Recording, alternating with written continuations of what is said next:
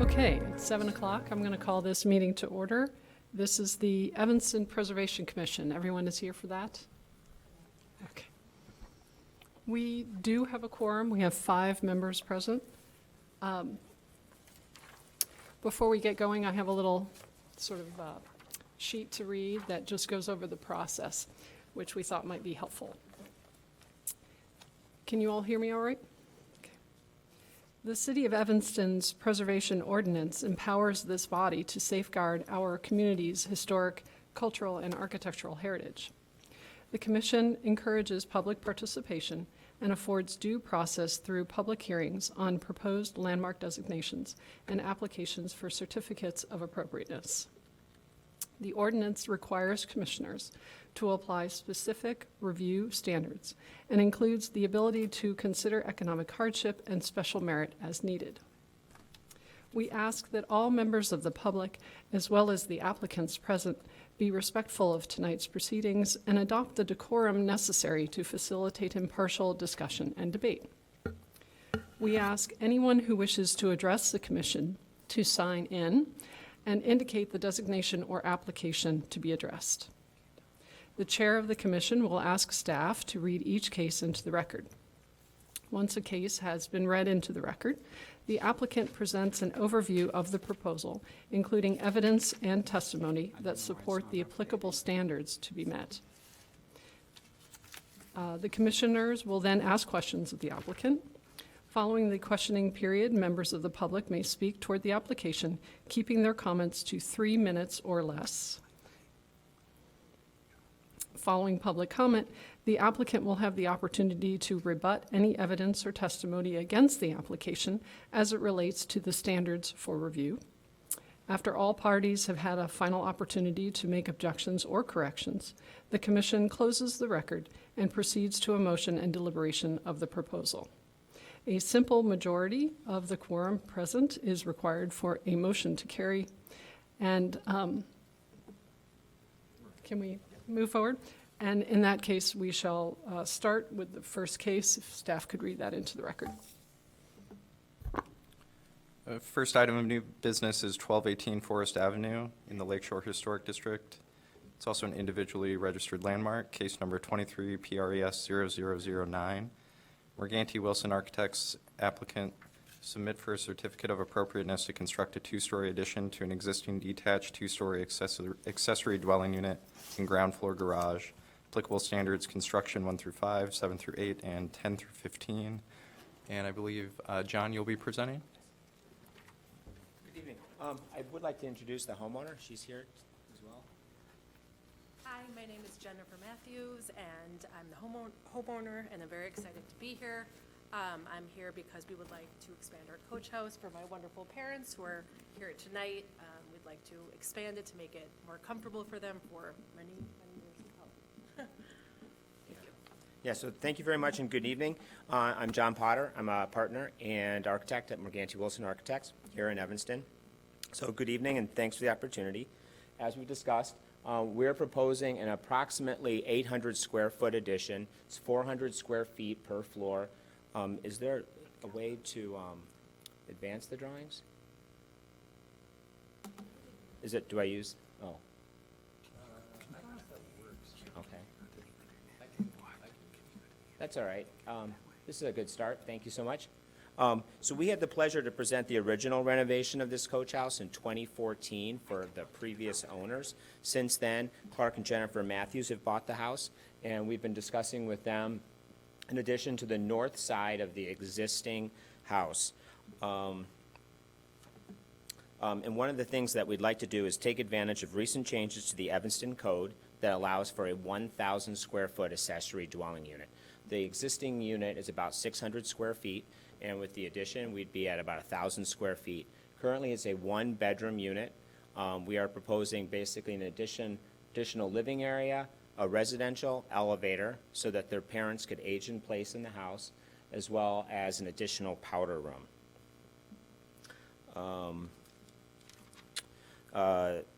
Let's see. In order to do this, our design adds a gambrel roofed addition to the north side of the building. Perhaps we could look at the rendering. It might be a little more colorful. You can, oh, actually, yep, so you can see. So there's an addition to the north side of the existing structure. We're proposing to match the existing materials, which is cedar clapboard on the first floor, cedar shake on the gambrel ends, and a cedar shingle roof. There are some modest copper details that would also be matched. We're proposing a similar wood garage overhead door on the alley. And the existing windows are Marvin Ultimates, and we would be matching those throughout the addition. Importantly, the addition is set back from the main house. It differentiates it from the original structure, and it also maintains the scale of the existing building. So, obviously, I really greatly appreciate your consideration, and I look forward to answering any of your questions.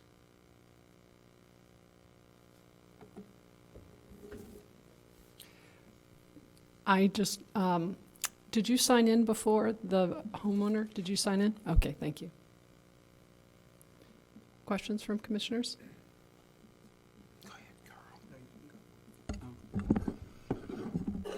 Right here. Hi, John. Hi, how are you? Good. The Marvin Ultimate windows, is that clad? Yes, yeah, they're Okay. clad. And the windows previously approved were clad. The windows, the existing windows were only on the first floor. The second floor windows in their previous renovation were already replacements. Okay. SDL, SDLs, correct. spacer bars. Correct. Width of mutton. Correct. Okay. Yep. Yeah, I have two questions. First of all, it's a handsome job. Thank you. Nice addition. I'm wondering, is it zoning setbacks that required you to set in rather than just continue the roof and the exterior surfaces of the garage? Well, actually, the setback, the existing, you can see the apron, so actually, the existing structure meets the required setback at the alley, so there wasn't any obstruction in that. However, we really felt that in order to maintain the original structure, and also because we are limited in the amount of square footage that we can add, being only 400 square feet, that it was a kind of a meaningful reason to, it was meaningful to set the house in. And that's because of site coverage? No, you're in limited? the accessory dwelling unit code, a Oh. unit has to be on the second floor, and it cannot exceed 1,000 square feet of living area. So that was our main limitation. Obviously, they would have loved it if we could have gone larger, so. Yeah. Can you get the rendering that shows the other side? Yeah, so actually, we only have the rendering on the one side. We did do it with and without the fence. So, Yeah, this is that the was- house, this is the side that faces the house. Yeah. The two windows all the way on the right are That- called out as mirrored, and thank you Correct. for applying sending us the plan so we can understand Certainly. why you wanted Yep. to do that. It's not a requirement, but it's certainly helpful. And, that's- to be honest, not to interrupt, but I think actually it might be better to black them out, actually. After having that conversation with Cade, so we're open to consideration, but, Yeah, we've back painted windows, but it's always better to see if you can work the plan out so that that doesn't have to happen. I noticed that's the elevator, but the elevator is in fact entered from the garage, not from the little vestibule. And I'm wondering if, from a planning point of view, if there's any way to interchange where the bathroom is and the big closet that you generate on the second floor, and put the elevator there. It would still have to be entered from the garage, but that would take it off the exterior wall and mean that those could be actual Sure. windows, if you could if find a planning If you could go solution. to the floor plans, actually, we have a slightly oversized residential elevator that allows for the entrance, so it's a 90-degree, we have 90-degree doors. So on the second floor, you can see, correct, the door is facing what would be the west, but on the first floor, which is the previous, Oh, it is you're in from actually the entering it vestibule. from the south. Okay. And why did you feel the necessity to have the dormers are not really symmetrical. No. When you look at it, you've got the sidewall of the dormer, well, the drawing I looked at looked like it had a space. Are you building the sidewall of the dormer right against the surface of the existing building? Maybe we could tell better from the side elevation. There you go. So the exterior wall of the dormer is approximately a foot set in from the exterior wall of the first floor, if that answers your question. It's set in. So you can probably see right there. Set back, but is it held away from the sidewall of the existing garage, or is it Yes, up against it? It's actually, it has the same relationship that the existing dormers have. Okay. And you need that dormer to have headroom Correct. for the elevator? Exactly. Okay. Exactly. And unfortunately, placing the elevator elsewhere on that plan interfered with the use of the garage space. And the Okay. third garage space is also kind of a meaningful part of this addition.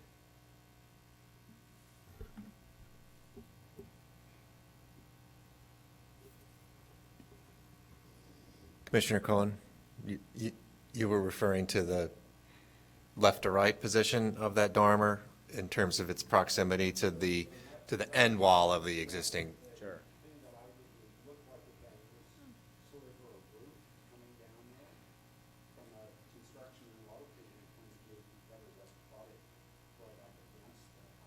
Oh, certainly. Yeah, certainly. That would not be difficult at all. Yeah. You would just kind of slide it or space the window such. Yeah. Yeah, no, that's totally reasonable.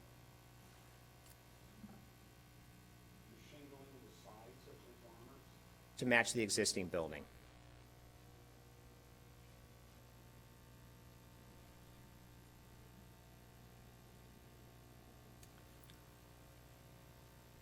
Stuart, are you're done? Okay. Any Thank other you. questions for the applicant? Okay. We can proceed to public comment. Is there anyone here to speak? Okay. I think then we move on to closing the, okay, we move on to close.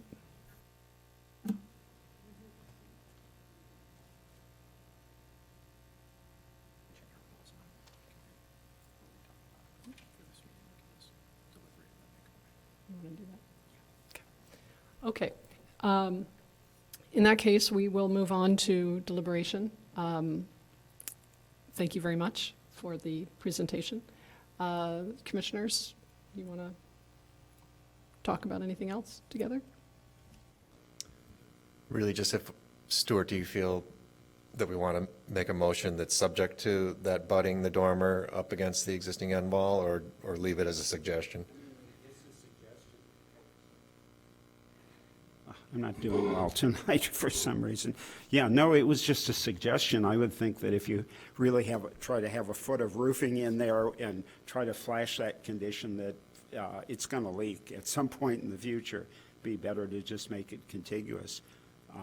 I think I think the whole thing is nicely done. The only objection I have, and it's not an objection because I'm not the designer you are, is the mirrored windows, the windows in the elevator. You know, I think that could be shingles, and the dormers could just be asymmetrical in the volume. I understand that you need it for headroom, but, you know, I'm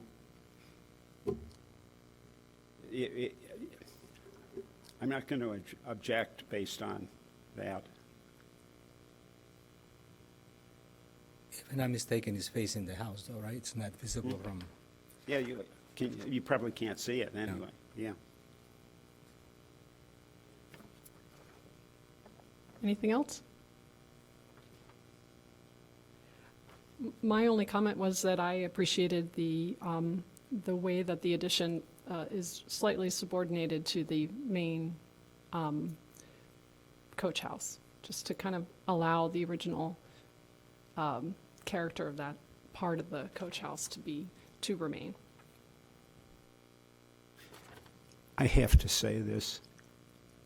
Yes, and that means that at some point in the future, if somebody wants to tear the addition down and restore the coach house to its original condition, they could. And that's what I think of the Secretary of the Interior standards. That was intended as a joke.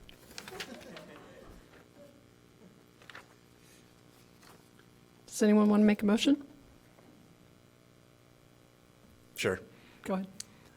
Regarding 1218 Forest Avenue, Lakeshore Historic District, a landmark, case 23 Pres-0009.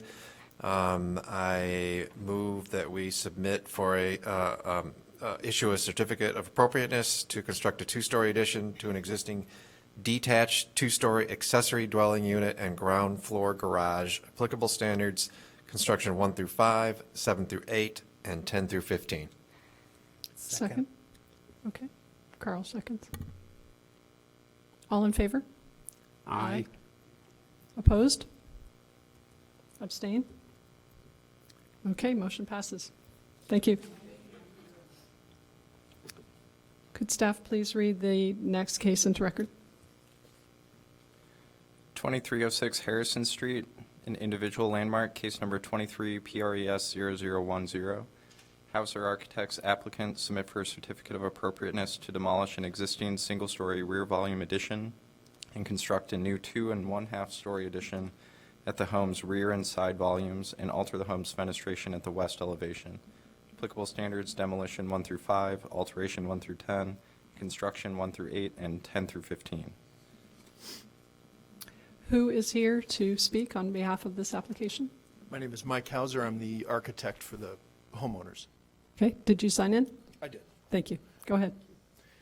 Thanks for having me tonight. I'm here to present an addition to a historic landmark on Harrison Street. It's one of a couple landmarks on that street in that area. The Evanston Landmark Survey indicates that this house was built in 1888, and it's distinctive because of its simple cross-gable orientation. The shingled gables, the distinctive transoms above the front double-hung windows in the front of the house, the porch, and the gable trusses. So what we have, do I have control over this, or is that you, Kate? Kate, okay, sounds good. The site plan, you can see on the left-hand side, this is our existing site plan. I'm not sure if you can make it out too much, but there is a diamond shape. It's a rotated square in the back that the homeowners have been living with. It was an addition that was done, we think, in about the 1980s. It's a single story that has been problematic for them and for the use of the building from day one. And our effort here is really to reconceive of the back in order to make the house more livable for the clients. So you'll see in the demo plans that is that shape is coming off. You will see in the exterior elevations how that looks. But the majority of the addition is, well, the addition is in the back. It does protrude on the right-hand side. That is a deep side yard that we wanted to make use of, and instead of extending into the rear yard. This is a cross gable design from that side, and I think you'll see in the elevations and in the renderings that that's going to be seen from the street as a cross gable design. And then in the back, we have another gable that mimics the front in some regards, but we'll get into that with the elevations. This is the floor plan. You can see it's a very ample kitchen. This is a very specific need for the family. This is food in the preparation of food and large family. This is one of the things that is core to the design, and it is really the center of the house. On the lower right-hand side of the right-hand drawing, you can see that's the entry with a mudroom and stairs up and down. The addition on the right-hand side is the family room. The space that you enter into at the top of the wide stairs at the rear entry is a workspace. It's a breakfast area. It's a multi-use space. There's several children in the house, and this is a very active zone. Our intervention on the front of the house in those spaces is very minimal. But we do propose in the foyer, entrance foyer, a window that would mimic some of the ones on the east side, just at the landing, at the bottom of the staircase. It's, especially because of the porch, it is a very dark area in the house. Thank you, Kate. Upstairs, on the left-hand side, we have a four-bedroom scheme. The bedrooms in the front have remained about like they are, but the ones in the back have been added as part of the addition. On the right-hand side, you see the attic plan, and this is serviced with a stair up. There is very insufficient storage in this house, the way it's lived now. And this would just promote more usable storage rather than an attic drop-down stair of some kind. In the elevations here, you can see in the upper left, this is the front elevation as seen from Harrison Street. Below that is the proposed elevation. We are mimicking with the windows set in the addition, as seen in the background there, the east-facing facade, which doesn't show here, but it will be in the next drawing. So we're keeping the front facade with its distinctive double-hung windows and the transoms as they are, but mimicking the sort of secondary windows around the side. And then on the the west side, this is our first view of the pod in the back. That structure, which blocks a lot of sunlight, blocks a lot of views to the backyard, and just is a very, very much an impediment to the use of the property. We are proposing a second gable to organize that space. The roof line does come up a little taller, and that's to just collect the different roof lines. And the materials would be all the same. These are Marvin Ultimate windows being proposed for the addition. And the siding is actually proposed as fiber cement because of the extent of it. And then the brick base would be a brick tile over a concrete foundation. Actually, Kate, can you go back? Thanks. In the upper right-hand drawing, you can see the kitchen windows, which are actually served us as a bit of inspiration for a nice window type that would complement the double hungs in a different function. So this is what we used as our inspiration for the rear elevation that's coming up here. We'll do the right-hand side first, but you can see this is the east-facing elevation on the top with the outline of the proposed which is dashed. And then below that, the cross gable that's coming out at us. On the left-hand side, you can see the rear elevation and what we have proposed. Those are the kitchen windows, which are the casements with a more typical double-hung window at the bedrooms above. We have the gable accent siding, which would match the front, and the more elaborate gable truss that exists on the front and the back, but not on the sides. We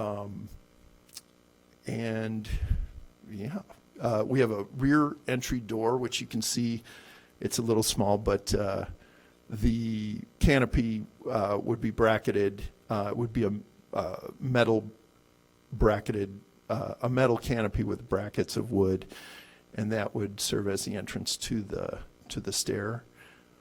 This appears a little bit more understandably in the renderings. So these are of the front. You can see the cross gable on the left, which would come into play, and those windows would match what are in place already at the dining room and then the bedrooms above.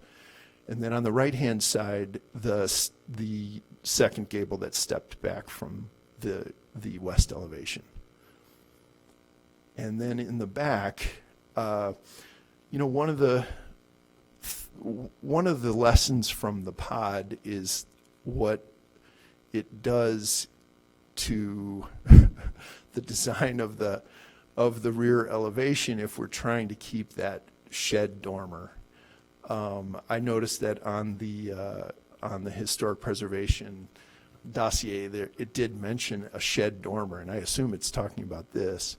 But in order to keep that, this is a very different house, and I think that's one of the reasons why this pod design was put forth so many years ago.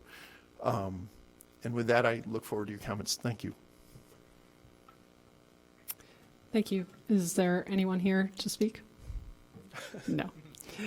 Okay. Questions from commissioners for the applicant? Yeah, I have a question. Hi. It's a large addition. It's a large change.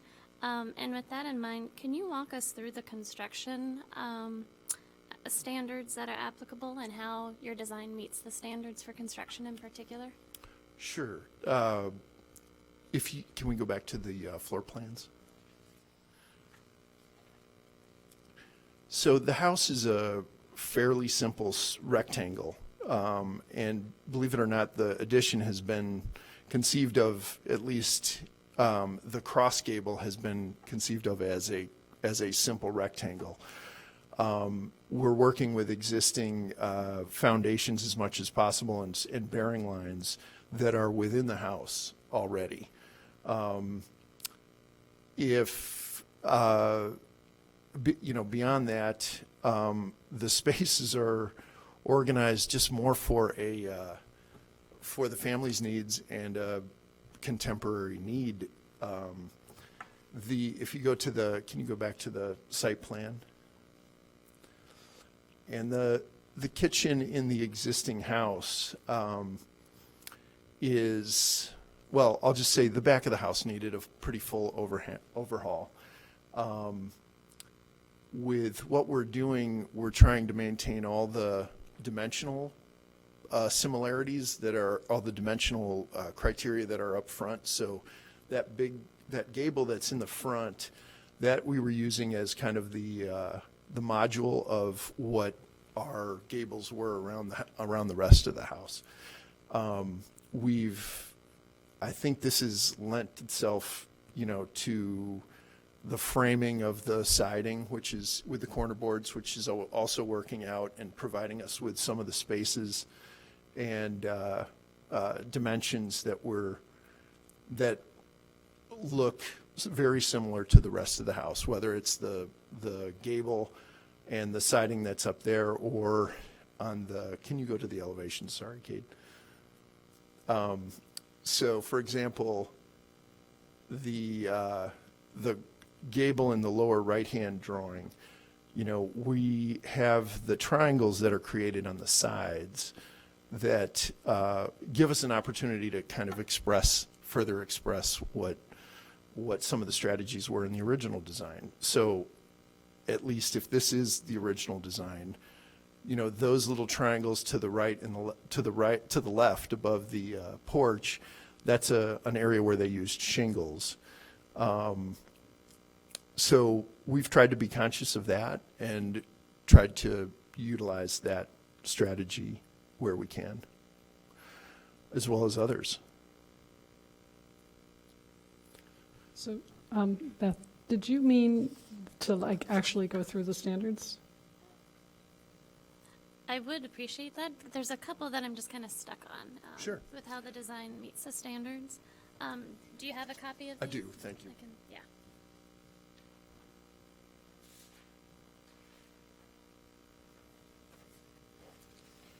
Yeah, if you, Sure, so for the The pink second sheet. standard, the proportion of facades.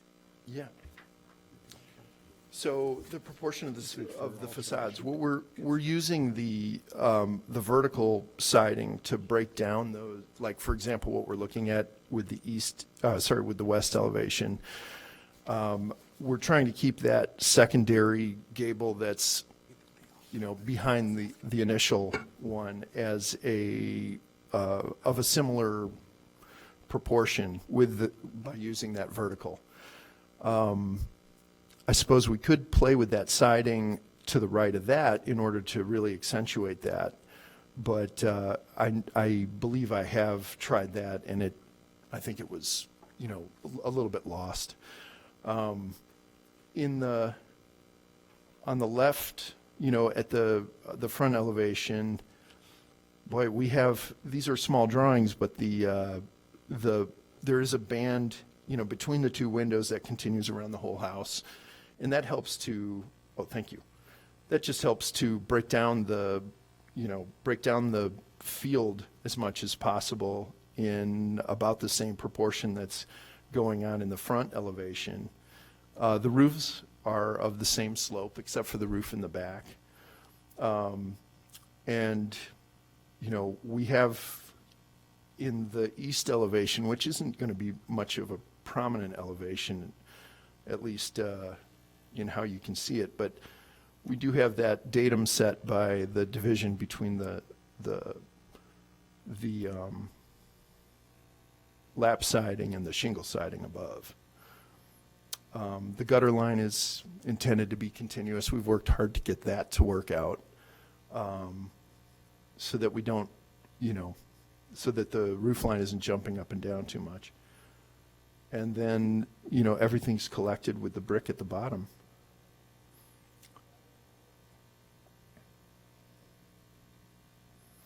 But if there's a particular part of the elevation that is not in scale, is feeling not in scale, I would love. Yeah, I think just one of the things that I'm getting a little stuck on is just how the original structure, you're looking from the front, you kind of see, this vertical kind of structure that's like 2/3 of the lot width maybe, and then the new addition is taking up almost the whole width of the lot. And so it's just changing that whole dynamic there with its siting, and so I'm just trying to double check with the standards and just kind of Sure. double check if what my eye is seeing is then in conjunction with what the standards are requiring.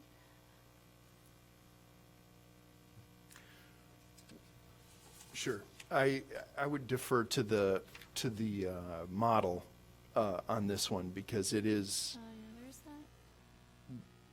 it is set back. Is it set back so much that what you're saying is satisfied? I think that's probably the question. And we have infilled the roof.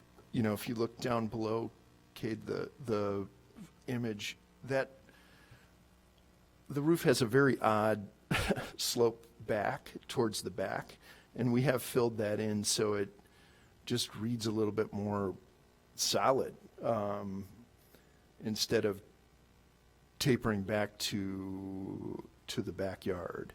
So it does have a different presence. Yeah, you're right. The angled view, it does offer a different experience.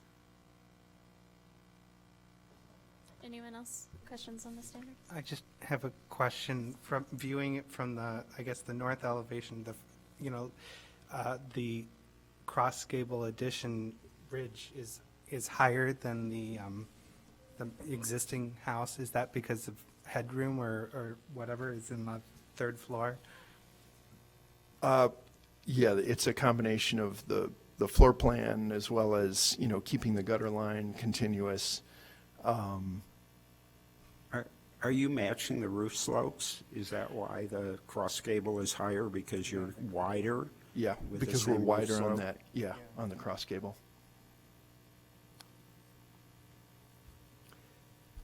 So, Beth, did you have other questions? I thought you said you had a few, so I wanted to give you a chance. I was hoping that you just kind of walk through each of the standards of construction and how the design addresses each of the applicable standards of construction. you kind of touched on them in various ways, Sure. but Yeah, I'm happy to, So just as a reminder, it's construction only, right? 1 through 8 and 10 through 15. that's all, okay. I know. That's why I was like, well. Okay, so the height, I think, you know, everything matches as a, you know, we've matched all head heights and sill heights as much as possible, as well as the datum that exists on the patterns of the siding. The actual, you know, top height of that ridge, I find it helpful sometimes to just vary a little bit from what an existing condition because, you know, of construction, but, you know, certainly, you know, we wound up there because of the dimension of the addition, of the cross gable. It is set back, so I don't think it, you know, from my, you know, walking around the property as well as the model, I don't think it's as accentuated in real life. Okay. The proportion of facades, we talked about that a little bit. I think, you know, the rear facade, we're trying to keep, you know, if it's not the raw, you know, wall, it's how we're breaking it down with the siding and changing colors or changing the patterning to keep within, you know, how the other facades, the existing facades have been, you know, conceived of. The proportion of openings is, you know, we've actually worked, these are almost exactly, you know, what we have as a module in the dining room and then in the bedrooms. The windows will be exactly what's there now. The rhythm of solids to voids in the facades, I think, is pretty clear. This is mostly solid, you know. There's a, you know, there are ample windows throughout, but not, you know, the only place I would question, you know, we're doing something a little bit different would definitely be the kitchen. But that's a modern adaptation of, you know, of what, you know, of a space that is designed very differently these days. The rhythm of spacing and structures on the streets, certainly I think it's in keeping with all the other homes on this street. There are some very large, very tall structures, and the rhythm of entrance porches, storefront recesses, and other projections. You know, in the front, I think we're subordinate to that front elevation as much as we can. I don't think there's any question of where the front entrance is. And, you know, I think in the back, if anything, this is, you know, we wanted an entrance at grade. There's a lot of people that are coming in from the back, not looking to do stairs, you know, in these conditions. So we wanted an entrance at grade. And the back has just been sort of composed to be more interesting for the large yard that exists, the kids playing in the backyard. There would be a patio in the front of the basement windows there under the kitchen, and just something pleasant to experience from the backyard. Sorry, 1 through 8? And then, okay. Relationship of materials and texture. You know, this was an easy one. We have great examples, and I think we can follow up with that very, very elegantly. Roof shape and roof mounted equipment, there is no equipment, but the roof shape, the only real variation happens in the back here and completely hidden from the street view. But the swoop roof is something that, you know, I was told to prepare to discuss.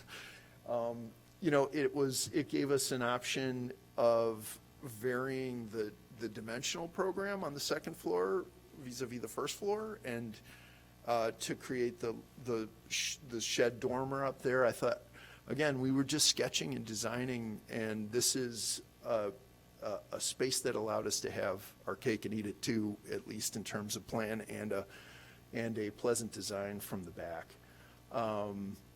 I think there's a bit of an homage to the front with that long roof that comes forward over the front porch. This is definitely a variation on that in two ways. It's the side view of it, as well as it has a slight curve. But, you know, we put that order back together with the verticals and the symmetry about the gable and that kind of stuff. Sorry, 11? And it was 10 through 15. 10 through, One okay. through 8 and 10 through Oh. 15. Okay. So, scale of structure.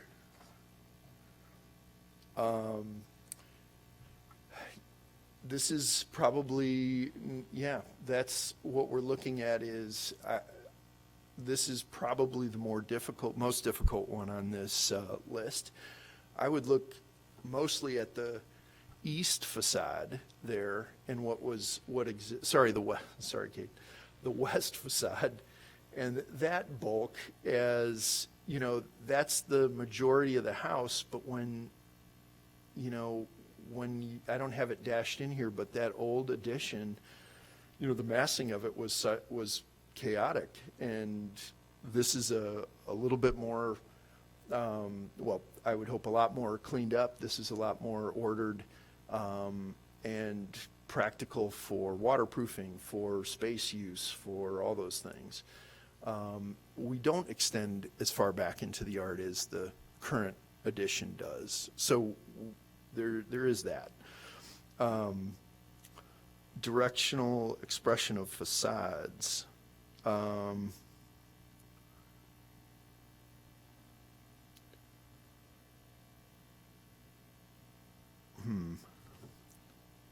Not sure maybe this one isn't as relevant for this one, but you know, we're very orthogonal here with the directional gables, and it can. Would anyone like to interpret that particular standard? If I may, it's basically the orientation of the house is very vertical now. Yeah. With the addition, that's more horizontal. Oh, sure. So I would say what that comes down to, mostly the front for sure looks vertical, but the side does not. I think the sides are square or more of a square proportion. But I think you also see the effort to verticalize the facade with the banding and the trim, which that's been part of our approach as well.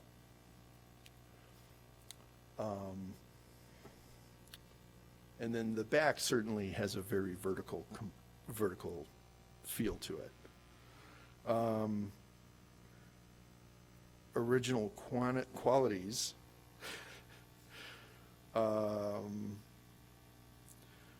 You know, we're able to keep as much of that front as possible, and the east side. You know, our addition is takes over from the previous additions as well as the dormer.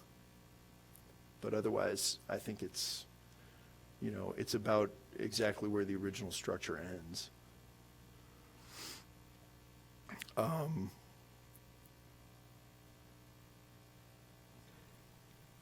So are you on number 13? I think so. So I would suggest that we skip that one for this project unless anyone objects. Okay, good. I would ask for an interpretation of that one, too. Oh, What it really means is that when you do the excavation for the foundation, if you find any archaeological objects, you should, You sure? Sure. yeah. We've already done the basement. That was a previous job, and we found that it had no foundation, so that was fun. So we're past that. Nothing to report.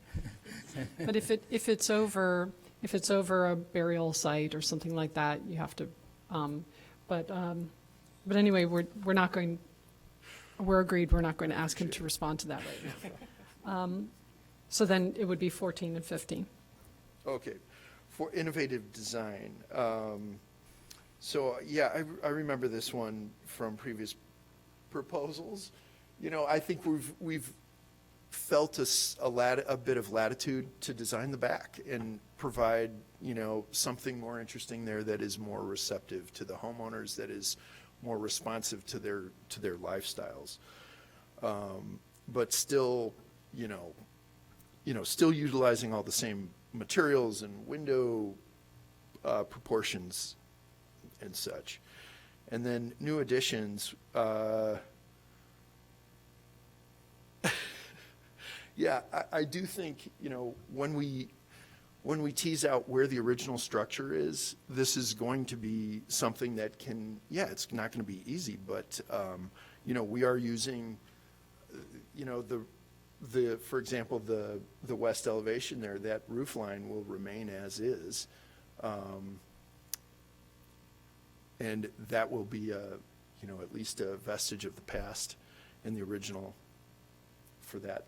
And we do have to set our addition back on that west side too. That's, we're within 5 feet of that. So we're going to set that back to adhere to the 5 feet. I think it's advantageous just to set that back so that, visually you don't feel it as much also. Thank you very much. My pleasure. Does anyone else have any questions? I have a question. On the west elevation existing 2A, there, the windows that you were talking about towards the back of the existing, Yeah. that you said was the inspiration. I see that in the proposed, those are being removed. Yeah, that's no longer the kitchen, so, yeah. So are you going to reuse those? Those were part of the addition in the 1980s, but our intention was not to reuse those. I haven't looked at them for the shape that they're in, but I don't believe they're definitely not original, and I don't even know if they're wood, actually. I need to look. Yeah, I don't know if this is a question or a comment, but I wanted to say something about those windows as well. It's interesting to know that they're not original. Yeah. I'm sure all of the windows in the house were double hung, and if that had been the kitchen, opening a double hung window by reaching over a sink is nearly impossible to do. So they were changed out for casements. The fact that they're divided like casements and that you've chosen to do divided like casements on the back of the house actually creates a scale shift. And I don't know whether visually how I feel about that, but it is definitely, suddenly, if you look, you've got these giant double hung windows with very few divisions in them, and then suddenly you've got the casements, which are a different proportion and a very different kind of animal. Will they look bad? No. I don't know if you did studies that looked at making, as you did on the cross gable addition, larger, more simply divided double hung windows. Obviously as a designer, that's your call, but it does constitute a kind of scale shift. In terms of the overall design, I think you've created a kind of frenetic Victorian addition to a Victorian house, excepting, of course, the swoop, which I've often heard referred to as a Tudor swoop. But, my only, in terms of sizing the cross gable and using the roof slope, you've set up a situation where the ridge is higher, and then by, I don't know whether you were keeping the shed dormer on the back or just replicating it, but it gives you headroom in the bathroom. So I understand totally why it's there and what it's doing. Okay, I have nothing more. it did come down to that corner, the intersection of these two volumes and how to handle the program that's the entrance and the powder room and the stairs up and down and then the bathroom above. And we did look, I have some studies that, I'm happy to pass out, but we looked at it in model form a couple different ways. And these are, studies that were done just to the point where we know they don't work. So keep that in mind. But, these are the.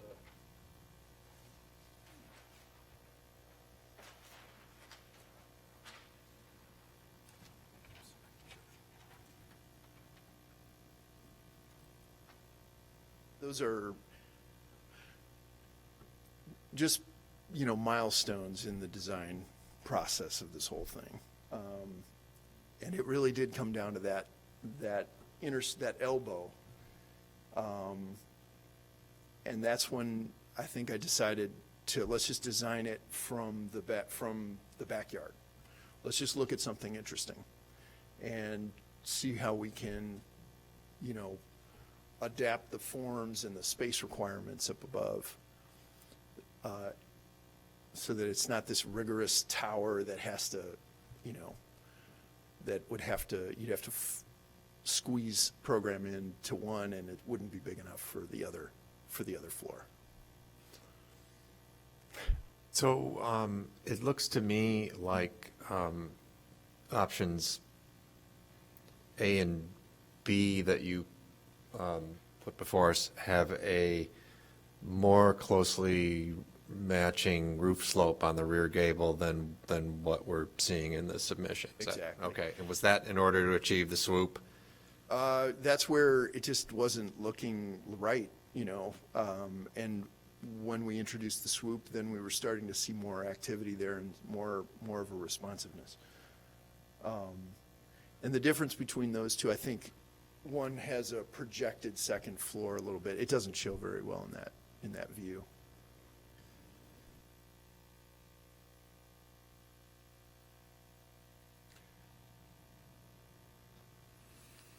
I just have one question, and anybody can answer this, but are we looking at a Victorian that's in the stick direction? I mean, we don't often see that, and I think the detailing is, I will say that it looks nice, like you followed what the massing and the bulk aside, the clapboards and the trim boards and all that seem to be sensitive to the existing home.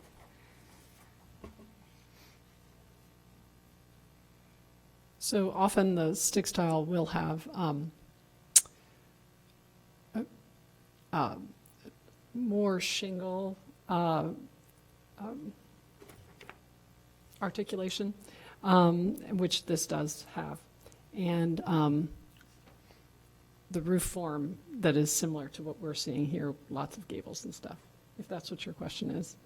The half timbering quality about the back is not necessarily shingle style, if that's what you were asking. I don't think it's half timbering. I think it's like what you see on the other elevations. It's dividing. They're basically functioning as string courses. Yes. That mark out a division between. This was not stucco, right? This is siding. That's correct. Yeah, it's yeah. also. Right, but it comes it's across as half timbering is what I'm saying. That In the drawings, it certainly does. Yeah. And along with the casement and the But swoop, it has a kind of. I would assume that since you're showing us things that match the shingling and the siding, that this is really just about roof massing. Yeah. Okay. We're sort of making you jump through hoops here, and it's interesting that you did all of this, but this is, you're the designer. This is, you get to choose which one of these you want to do. We're not here to assess whether one of these is better than the other, but simply how we think this relates to the standards, or, if we're not reading the standards with a magnifying glass, then how we think it is sympathetic to and congruous with the existing house. And I think you've certainly worked very hard to do that. Any other questions for the applicant? Just one more question. The siding that's on the house now, is that a wood siding? It is wood. There are areas that have been replaced with fiber cement. Oh, already? And Yeah. you'll be able to, will you match that same dimension, or will you Yeah. alter it?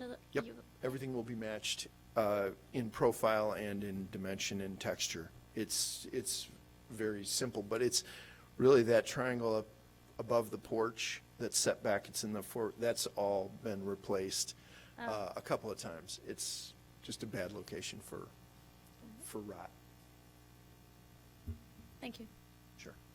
I have a question. So you said that you will use fiber cement and you We're still have the proposing wood for- siding, correct? On the We're house? proposing for fiber cement, yes. The whole house will be fiber cement? Well, we won't need to do the front, for example, and we won't do anything on the house if it doesn't need it.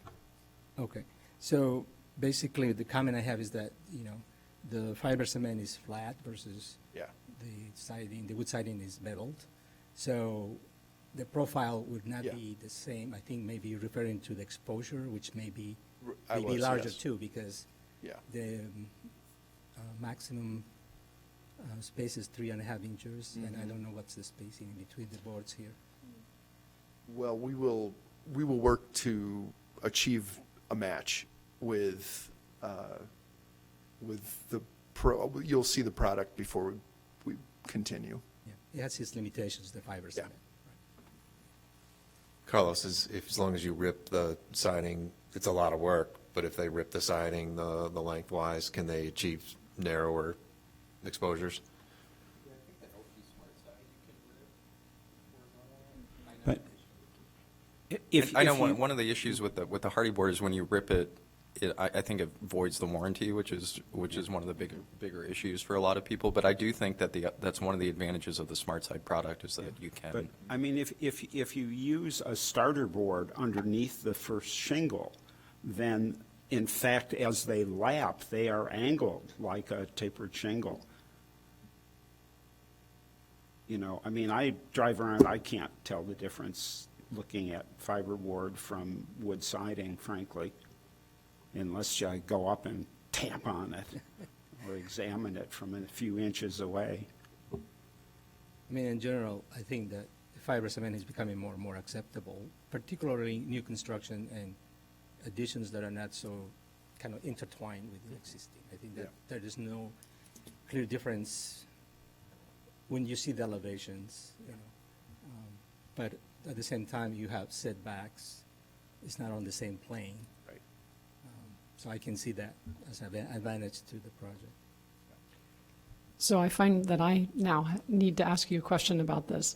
So you're saying that as you do this project, on the parts of the building that are not included in the addition, if you discover that the siding needs to be replaced, the wood siding, the existing wood siding needs to be replaced, you will replace that with the hardy? No, with the wood siding that's been harvested from other areas. You know, original wood siding that's been harvested. So if you have to replace wood siding, you will replace that with wood siding. Definitely. And then the new addition will have not wood siding, That's but correct. something That's correct. that you're, okay. Yeah. Hopefully that, did I that don't clarify for everyone? I mean, the locations that they've shown, that the wood siding is shown to fail is not, you know, it's not the entire side. So we're removing enough where I would think we would have, you know, siding to reinstall. So you're going to salvage it In those from areas. the parts of the building that you are removing Mm-hmm. and reuse the siding from that on the existing? Yeah, in a case-by-case basis Right. of, okay, this board is rotted, let's swap it out. And I will have that indicated on the drawings to harvest, you know, the siding as it's demoed and, you know, for possible reuse, and, you know, that will be handled. That is not on the drawings that we are looking at right now? No, I Yeah. mean, no, they're just historic, I mean, I haven't done the set yet. But before you approve it, you know, it'll be on there before it gets approved by the permit department, you know. Well, we're approving it tonight, or not, Yeah. we're voting on it tonight, so that isn't in the drawings It's yet. not, but it will be. Okay. And always, when the commission approves certificates of appropriateness, it's always subject to the testimony and the documents that are provided during the meeting. So just by way of your testimony, you're bound to Yeah. what you're saying. Not that you can't propose minor modifications as things Sure. come up and we can So, adjust. so then the follow-up question then is, what else besides the siding do you plan to salvage and attempt to reuse? Sure.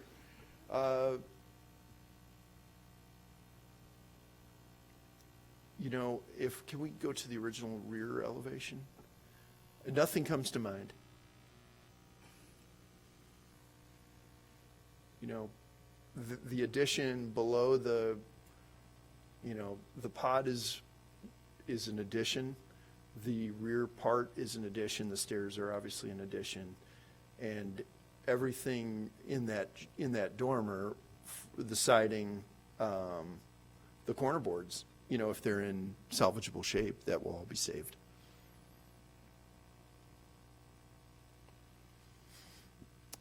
Any other questions for the applicant? Okay, thank you. Thank you. Okay. We will turn to board deliberation now. Okay.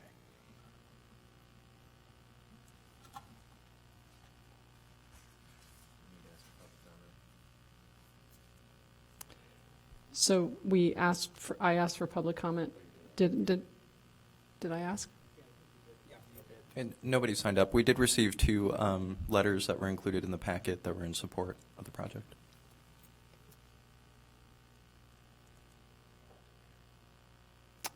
Deliberation among the commissioners? Okay, so I'll start. I think I'm probably not going to be alone in having some concerns about the scale and the volume of the additions. So I purposely didn't ask a whole lot of questions about how you got to that massing, because it's pretty complex and there's headroom issues in different rooms and different areas, and I didn't want to go down the road of redesigning it. So I do feel like, I don't always feel this way on some of the projects that we see before us, but in this particular home, number one, because it's a landmark. Number two, it's somewhat petite. Stature is kind of part of what it is, I think. And its form in its, what becomes an L shape at the second floor level has been listed as one of its critical sort of elements. The bulk of the addition in the back seems to be a little bit insensitive to what's going on there. So the only sort of suggestions that I'm wondering if the applicant could look at would have to do with, first of all, the cross gable. Can either the room be shrunk up to bring it down so that it doesn't go at least beyond the existing roof? Could the eave be brought down on the cross gable? There already is a precedent for sort of a lowered eave on the front of the house that extends over the porch. I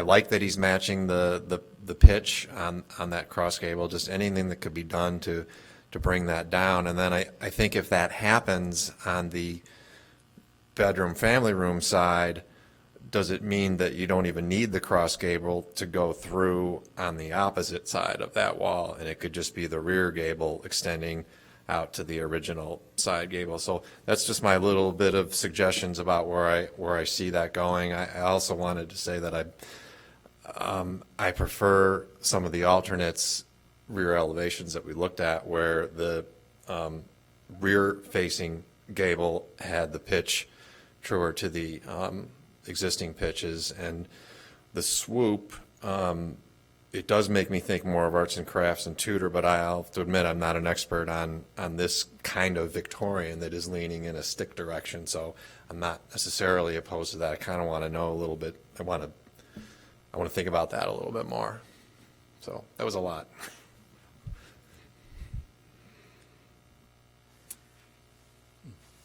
Other comments? Carl? I mean, I kind of agree about the scale is kind of my main concern.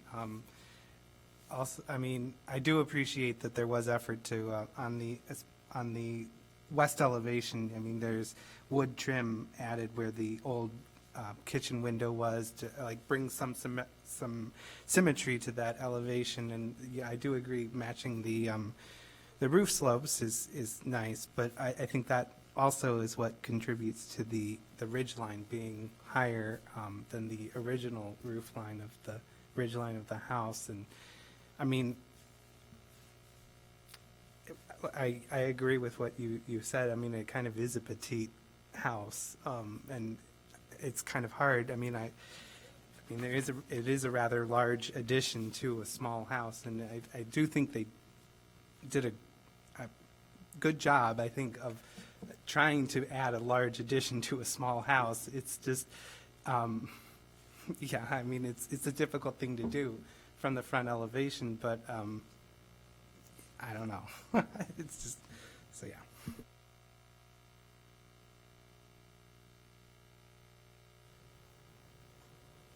I know I'm going to have to decide very soon, but I really wanted to be convinced walking through all the standards because I very much like the new use of the materials matching. I kind of like that new roof slope. I think it's fun. I think that it's a little bit. I think it's innovative, and I feel like it's still appropriate within the overall design. I think it's still just that massing and the scale that I still getting stuck on just a little bit. So I really wanted to be convinced, but I'm still stuck on that part. Do we feel that, so I'm looking at 2B, west elevation proposed, that that maintaining the where the siding changes is important? Maintaining where the siding changes so that there's the front gable and then the new proposed gable, and they're attempting to maintain that line. And so if they didn't feel like they had to maintain that line, Yeah. would we be okay with a variation on this that allowed them a little bit more flexibility there? You're talking about where it goes from being siding to shingles? Yes, the change, yes, that's it. Maybe I'm missing something, but we don't have a 3D view of the west side of the house. But do we? That's the view from the sidewalk. Okay. When I look at the plan of that side, it looks like the distance between the one end and that setback gable is maybe a foot, which I think in reality could be really massive and awkward. That was what you were saying, describing as the required side yard setback that pushed that back by that little tiny incremental dimension? Yeah, the 5 foot. Yeah. What's the thing? The other thing I don't understand is when I look at that, and let me blow it up enough. It says wood trim and exterior grade plywood relief. There is something that looks like it's the trellising at the front porch, but in fact it's just a decorative frieze that's in the surface of the building.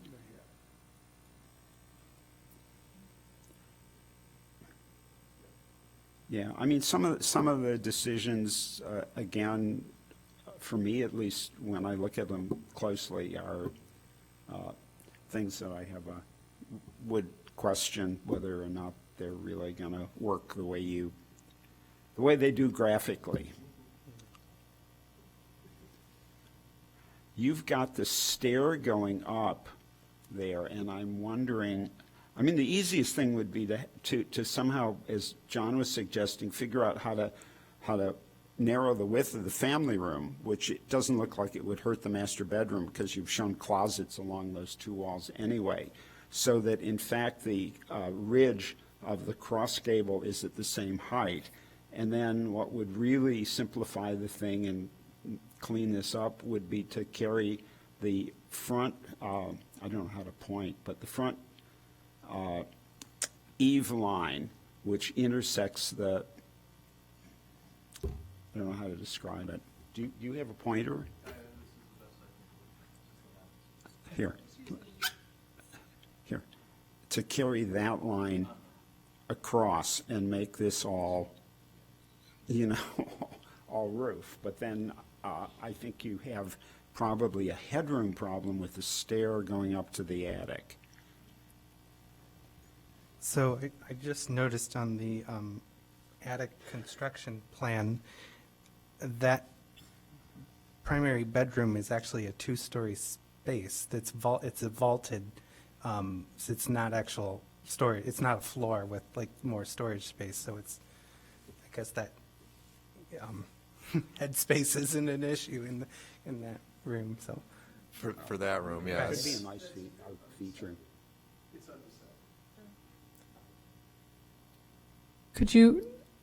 Would you mind coming in if you're going to address?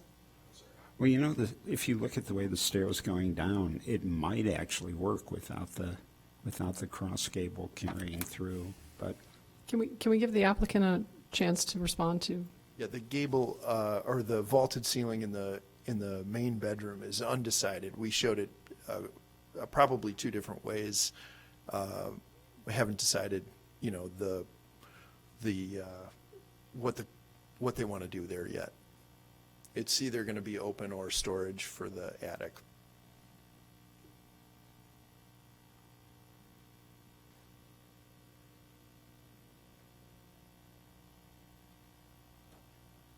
So Stuart, in your solution, where this elevation we're looking at doesn't have a new gable facing us, and there may or may not be enough clearance. I'd rather see a small dormer that maybe butts into the existing gable than a full-on gable then in that event. I'm looking at the attic plan, and the stair goes down from the center of the gable that faces the back, so it's very possible that you would have headroom to get up there.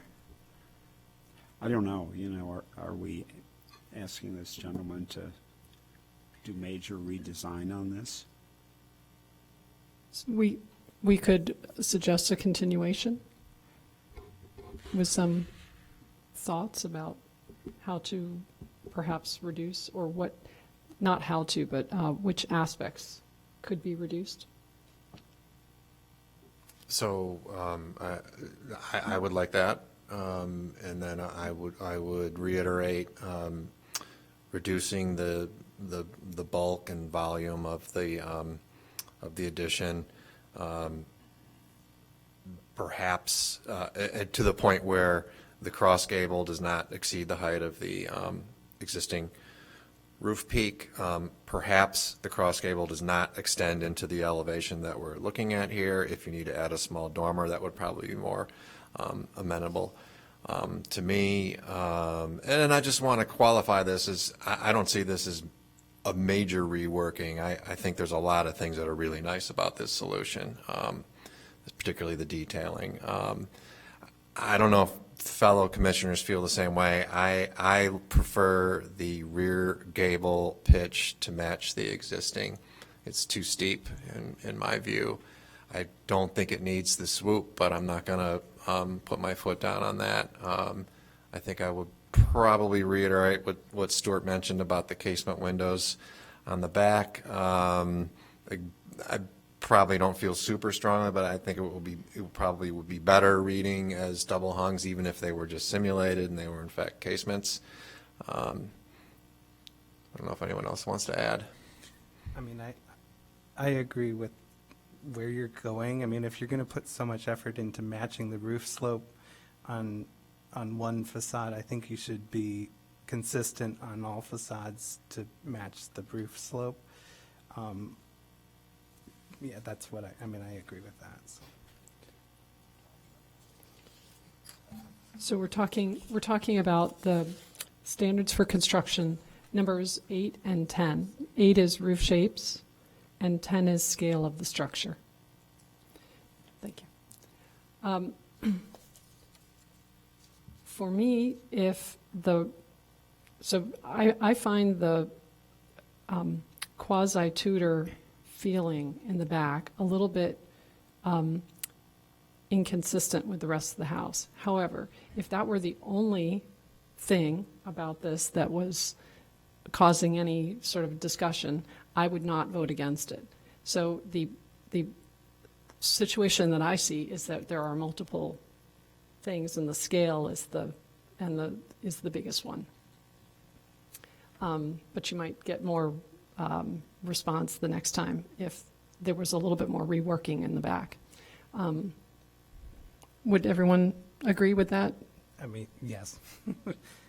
It's, I mean, But the- if we're attempting to prioritize, it's the scale that is the Right. main issue for us, correct? the rear roof shape is not, I mean, it's not a big, Not a deal breaker. It is quite visible from the alley, which is the public right-of-way. You're right, it's not visible from the street, but this back of this house is actually quite visible from the alley. So I would say scale, and for me, I feel strongly that a gable facing this elevation that we're looking at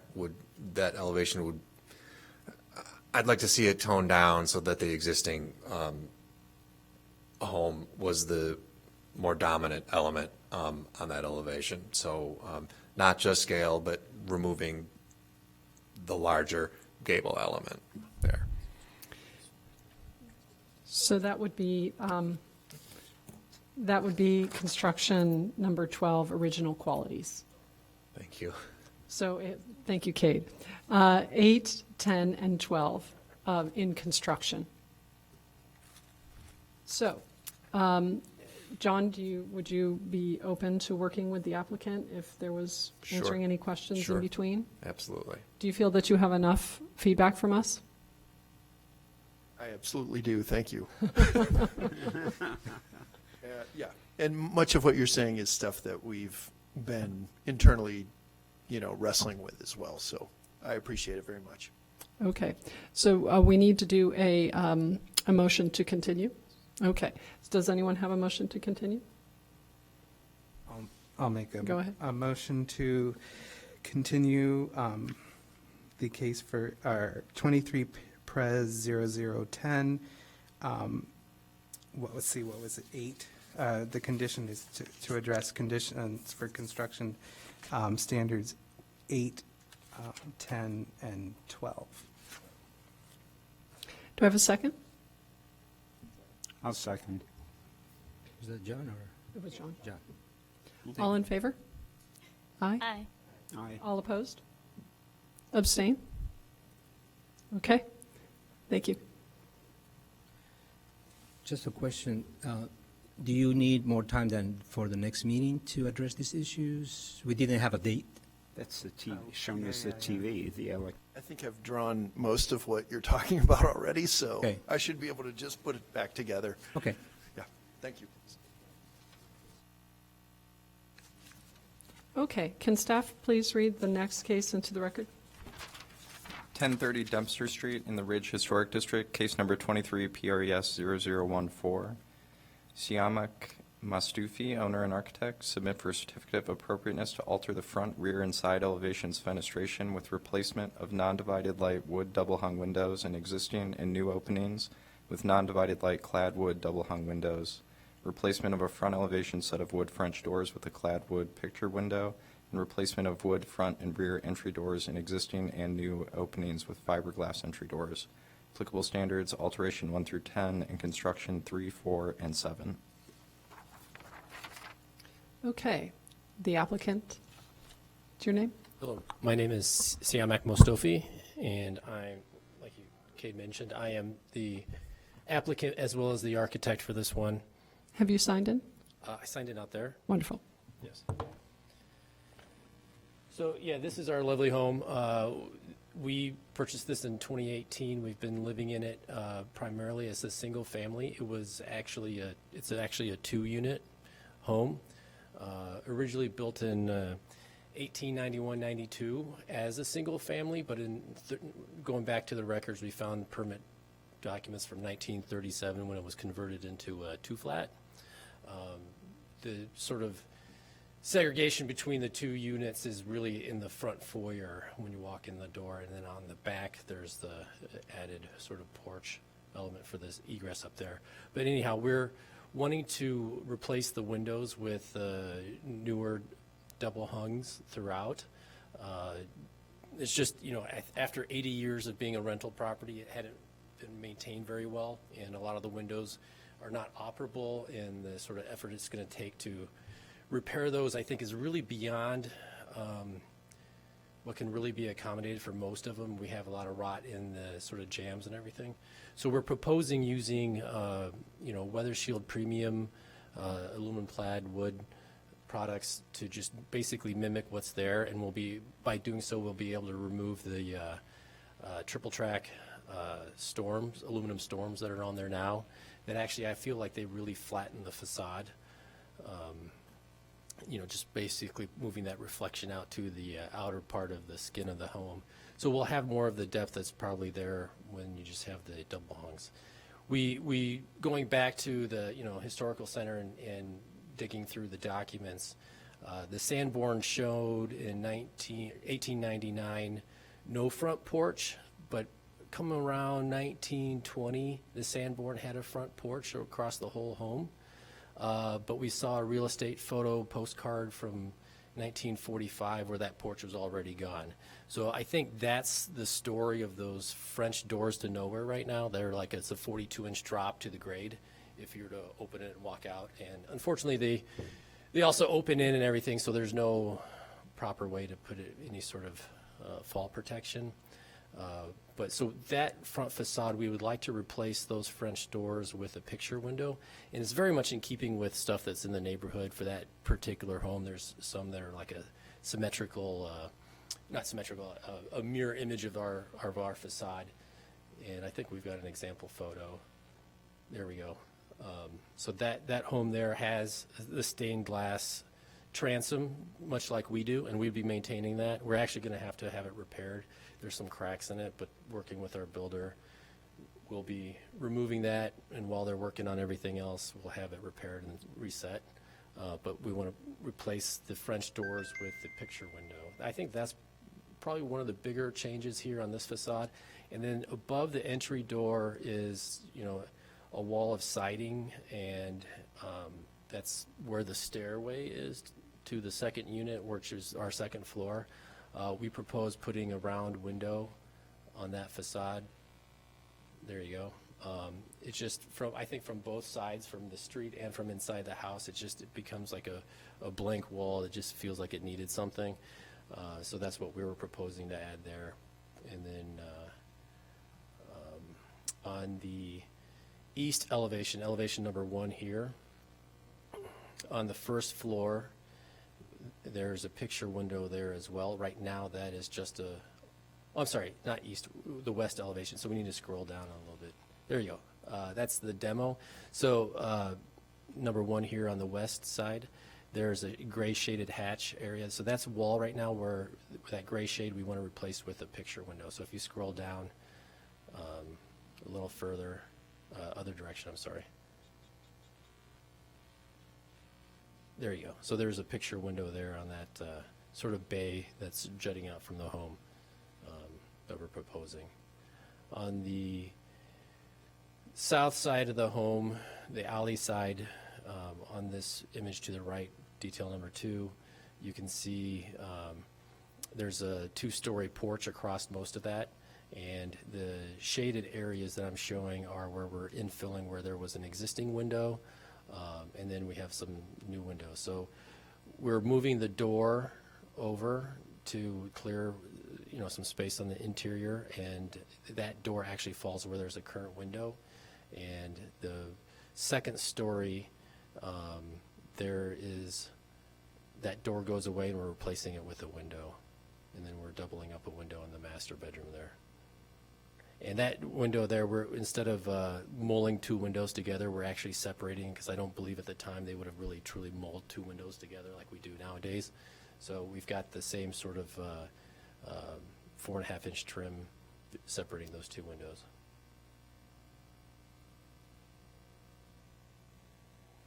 And then in the basement, basically, there's a plywooded over opening that we're going to replace with a window to match. But that's the general scheme of everything. So wherever we have siding to patch, we'll replace those sort of planks. Ideally, not just where that change happens, but we'll feather it in, whether it's staggered or from piece of trim to trim, so you won't necessarily see like any sort of palm set of what was there before. Last thing to note, the chimneys are not in use. There is a fireplace that will remain, but it's non-functional, and because it's holding up the house down below on the first floor. We've got some heavy timbers dying into it.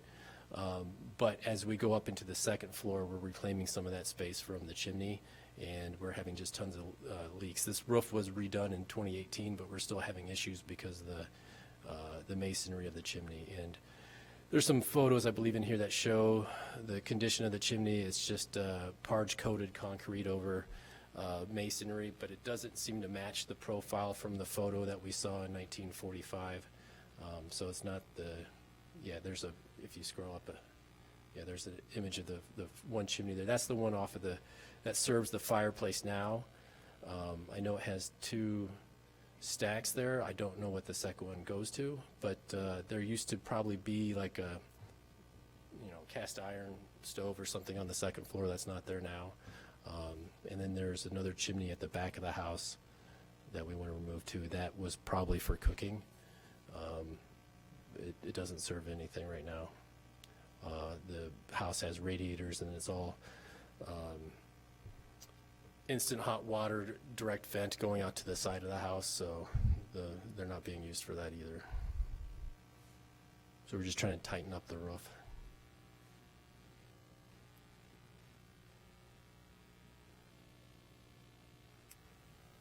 Have you finished? Oh, I'm sorry. Yes. So thank you very much, and I welcome your questions and comments. Thank you. Okay. Is there,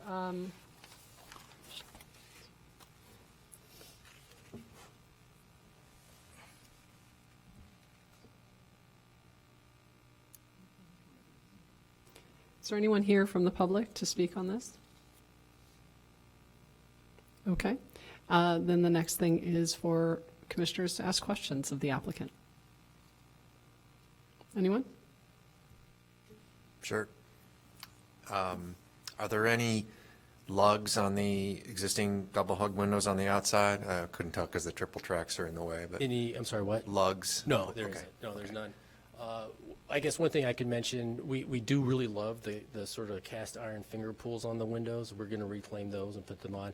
That's an interior thing. It doesn't affect the exterior, but that's something that we really like. But yeah. Thank you. And your window spec says either the Weather Shield or the Marvin Ultimate? Yeah, I think they're Okay. both comparable systems. Okay. It's kind of coming down to who can do it faster, and I think it's probably Weather Shield at this point. Okay. The cut that you actually show, I'm just curious, is that the Weather Shield or the Marvin in your section of the window? It's the Weather Shield. Okay. Yeah, Okay. and I have a Weather Shield product literature. If you want to just take a peek at it, I can hand it to you.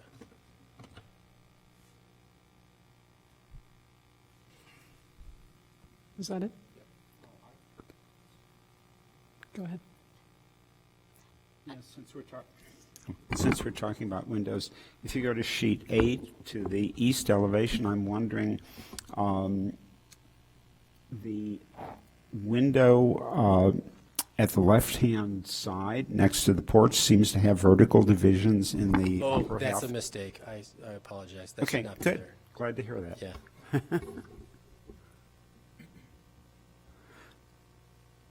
Go ahead, Beth. Yeah, and I had a question about the west elevation. The two windows, the first and the second story towards the left-hand side, the ones that are existing are centered along that portion of the wall, and then you're going to be installing new ones slightly shifted over to the left. Ideally, that's our intention. What's the reason for that? Basically, just so that these window sills are at, I believe, 22 inches off the floor, and that's basically on the second floor where we want the master bed to be. And we were moving the one on the first floor just so that we keep them together, rather than just, staggering them. So you're able to keep, and also you're able to keep the original height of the windows. Yeah, by it's the just exact same shifting size of the window, we're just shifting it over. Yeah, okay, thank you. Other questions for the applicant? I have a question. Could you explain the need to replace the front door? The front door right now, the swing of the door, for one, it swings towards the stair and actually blocks the stairway. That's part of it. The other part of it is just the condition of that door. It has a lot of sag, and the frame has a lot of issues to it. Those are the two primary reasons. And also just I see daylight all around it and through the sort of divided pieces on it. And then what's the condition of the French doors? The French doors do not close all the way. I've got packing tape on them. Right now, they open in. There's no. I don't really know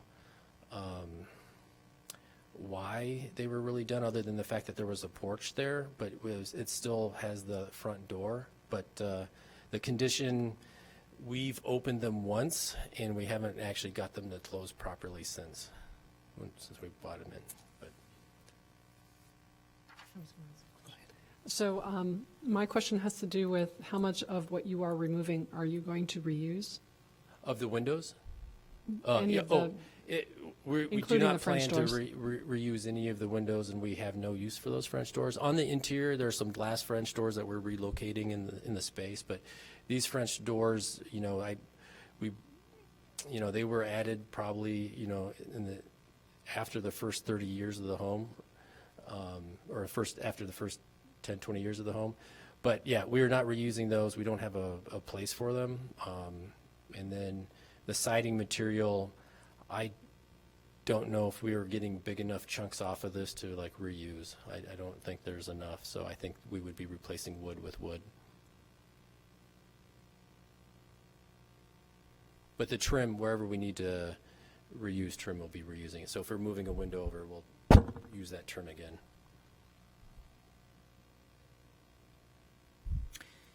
Can you give us a little bit more information about why did you choose the picture windows in all instances? Yeah, the picture window on this instance, because I'm sure there probably was one to begin with. There was not a porch at the original construction, and that transom stained glass was probably already there. So just based on precedent in the neighborhood, like that one image that we have there, they have a picture window.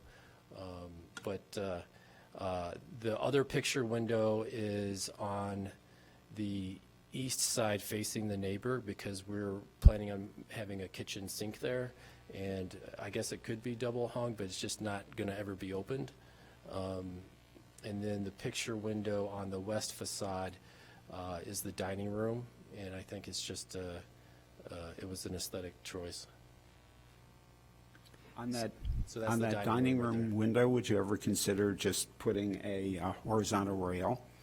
I could, yeah, we could. It's Because just it would just carry that line across. Everything else on the first floor and the second floor has a horizontal division, 1/1. yeah, we could. We're just we like the idea of it not needing it, but we could do a rail. Where we do have the horizontal division, that is pretty much eye level. So that's the other thing. If we didn't have one, then you don't have that obstruction. But I take your point. Other questions for the applicant? Yeah, just following up on the replacement of the front door. Looks like you're changing the style a bit, and I'm just wondering if there's enough of, are all the parts of the existing front door present? And is there any way that you would be able to work with what you have for that front door in order to keep to standard number 5 about about standard number 6 regarding the deteriorated architectural features and trying to repair those rather than replacing them. Do you have enough to work with so you could stick to that standard? The trick would be, I really don't like the door swinging into the bottom of the stairs. I don't know how much anybody would really care about an egress issue, but to me, it's just wrong. And if we were to flip the swing of the door, then we've got the mortise issues of the hardware would be part of it. We're really trying to button up the house, just trying to minimize air leakage is a huge problem. Last night was a good example. It sounds like, people slamming doors in our house while we're sleeping, but it's just things moving around. But there's a considerable sag. So I don't know, I guess we could rebuild the frame, and I really want to change the swing of the door. I just don't like how it blocks the stair. You can't walk down the stairs and walk out without having to step around and open So the door. you're replacing it with a standard manufactured door? That was the intention, correct. Okay. We Did did you get price we did a get custom pricing. door to We got- duplicate we the got a one price that's for there? Correct. We got pricing for a mahogany, wood exterior door, painted still. It was $4,000. So we felt that the fiberglass systems, at least they have crisper corners on the detailing. But if you recommend we do something that matches the sort of divisions there, we could. The personal aesthetic or sensibility of my wife is that not have a big window there. She gets a little freaked out with people looking in, but we can convince her otherwise if necessary. Other questions for the applicant? Okay, thank you. So now we have deliberation among commissioners. Yeah, I had one comment, and I don't, it's not a question. And, it's both a compliment and a suggestion. I think when you look at the north elevation, where you've put the round window, it makes perfect sense in plan because it's lighting both the stair and the entry vestibule below and the stair as it ascends. And I looked at it and I thought, gee, well, if it was an oval instead of a circle, you'd actually get more height and more light. And then I looked at it again and I said, well, why wouldn't you just put a double hung window of the same size as the ones on the rest of the house in that section of wall and really get a lot of light down into that area? Yeah, I'd have to take a look at it. It's a little bit deceiving because the facade pushes back for.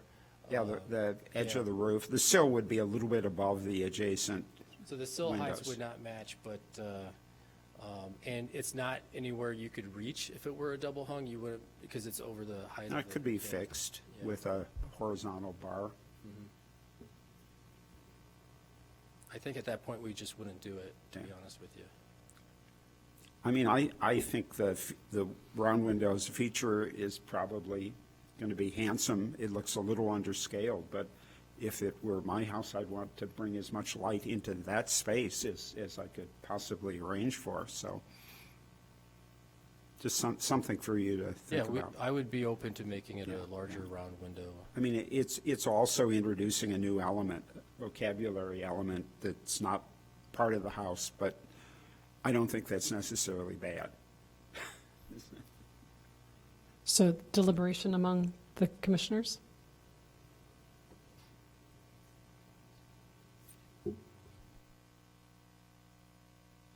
Does anyone else have a comment about the front door and the material and I understand the desire to switch it, but this original, what appears to be the original front door, I mean, I just feel like there's a great carpenter waiting to get his hands on something like this and make the hardware switch seamless, and if it's going to be painted anyway, I don't know. I'm just curious at the other commissioners.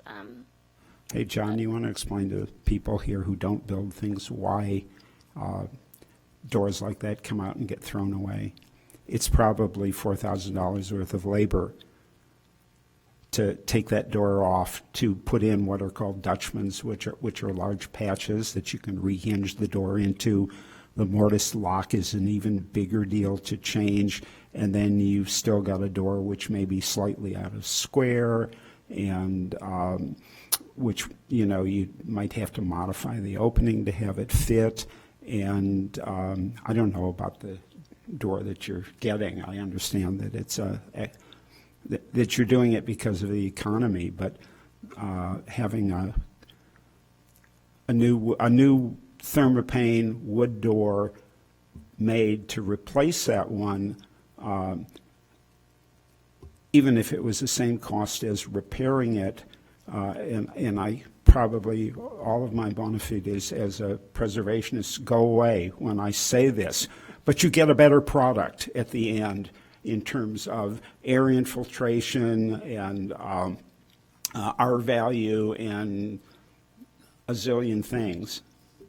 If that were a decorative door that were really unique and really special, I would say, of course. But it you know, what it was is it was a inexpensive door that the carpenter went to a lumber yard around, when was the house built again? 1890s something. 1891 or 92, yeah. Yeah, I mean, I for years collected millwork catalogs from that period of time, and you'd be shocked what you could go and buy off the shelf, and that's an off-the-shelf door. It is not anything special that we should. Well, it's old, but it came with the house, so I don't know what to say.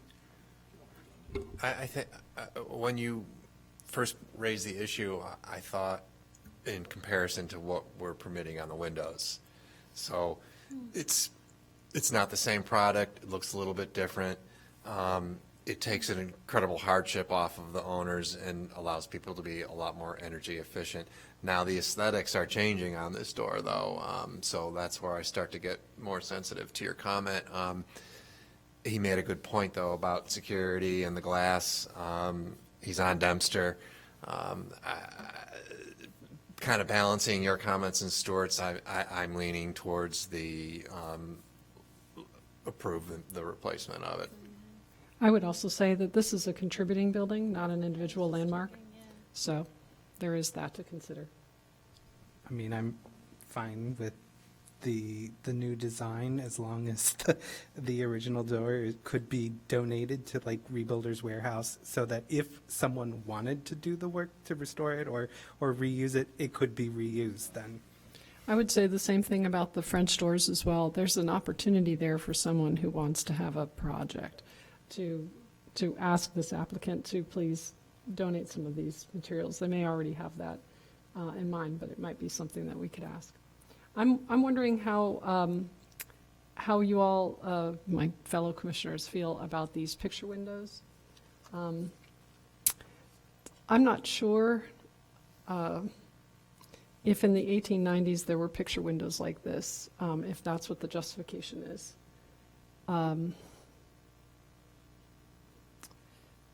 Yeah, I think that the technology for windows wasn't quite there yet for this scale. All of the Chicago windows in office buildings were huge, much bigger than this. But for residential? Yeah.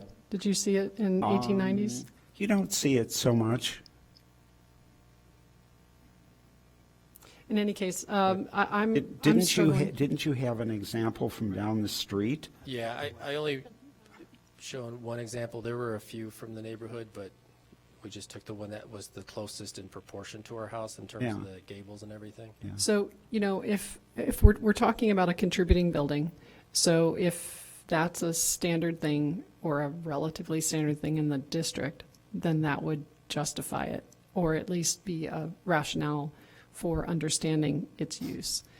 Not necessarily because it is how it was at the time, because we can't know that. But in any case, You know, on the front, I was quite struck by the doors to nowhere. That's an accident waiting to happen, especially for children, knowing that these doors don't close. I mean, so I can understand putting something in there. I was just going to ask if any of the fellow commissioners had any reservations about the picture windows elsewhere where there are no windows now. And I think, Stuart, you were talking about putting in I'd love to see a Right. horizontal rail just to break that. on it, on even if the- it's fixed. Side elevation, is that what you're talking about with Yeah, the on dining the- room or on the bay? I mean, On the west, I'm Because- lost track of which, every other window West. on right Yeah. there. every other window on that facade has that. and Right. So it would just make sense to have a bar going through, but Can you estimate that width dimension, the The- width of the picture window? The width of that picture window, I can tell you exactly. Okay. And then while he's doing that, was there another one on the other side? Yeah. At the kitchen, a smaller one on, yeah. And And how do you feel about that, Stuart? I feel fine about it. You have to look at it carefully to notice that it's actually a single plane rather than the upper sash set back. And, we've done it a bunch of times where we didn't have a choice because bedrooms now have to have things called egress windows. And most double hungs will not meet the requirements of an egress window. So in terms of clear opening, because you're only opening half the window at a time, so typically, John, tell me if you've done this as well, we'll do a casement window and it's adjacent to double hungs and we'll just put in a horizontal rail so the proportions remain the same. and may I- So is that what, I was just going to ask, is that what you're suggesting on this side as well? And the houses, I mean, it's on the east elevation, that the house is, I mean, they're relatively close to each other, so it's not like, it's also in the middle of the elevation, so you're not really gonna see it's not like the front facade where you see the picture window, more prominently, so it's not a big issue then, because it's on a side elevation, also in the middle of the, Yeah, the building on that side is quite close. Mhm. As opposed to the other side, on the west side, where that's on the street, on the corner. Mhm. The applicant. So I would not have a problem putting a horizontal bar in it if I could still keep it as a fixed piece Yeah. of glass. I mean, I'd love to see it on both of those windows. I'm fine with the front-facing picture window, Yeah, I but, agree. but the east elevation and the west elevation, Yeah, we could put just a bar for in the there. sort of continuity of that line that wraps around the house, I think it'd be nice to have that element. Otherwise, I think you've done a skillful job of replacing and tinkering with and subtly changing this, and I think, if it's all well executed, nobody will know that, that you did anything to the house, Thank you. except us. And to answer Ms. Bowden's comment, it's right now called out as a 3'10" wide, and the height of that window is 6'5" on the west side. Oh, so that's not very big. Yeah. I thought it was gonna be much bigger than that. Not the front, were you No, the asking? side. The side, You're talking correct, about the side, yeah, correct. Yeah. Sometimes the term picture window, we imagine I these think- huge, yeah. Right. No, I have no problem with that, with introducing that window over in the dining room or on the other side of the house. My dining room happens to have a really big picture window. It's from the 1890s as well. And it works lovely for light. And I have to say, I really like the round window that you introduced. I think it's just a nice touch point, and it enhances that front facade. So I was actually going to ask a question of the commissioners about that, because Stuart had mentioned maybe making it bigger. Or do we, it doesn't bother us at all? Okay. I mean, the scale is. I mean, if we're talking about adding light to that area, I mean, the scale of the window could be increased, but, I mean, it is a nice addition to the, But he could increase it by, 50% without needing to be I believe it's a 24-inch round.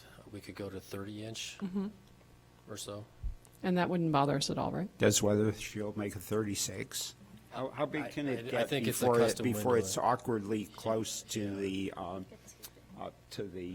upper edge of the Yeah, porch right. roof?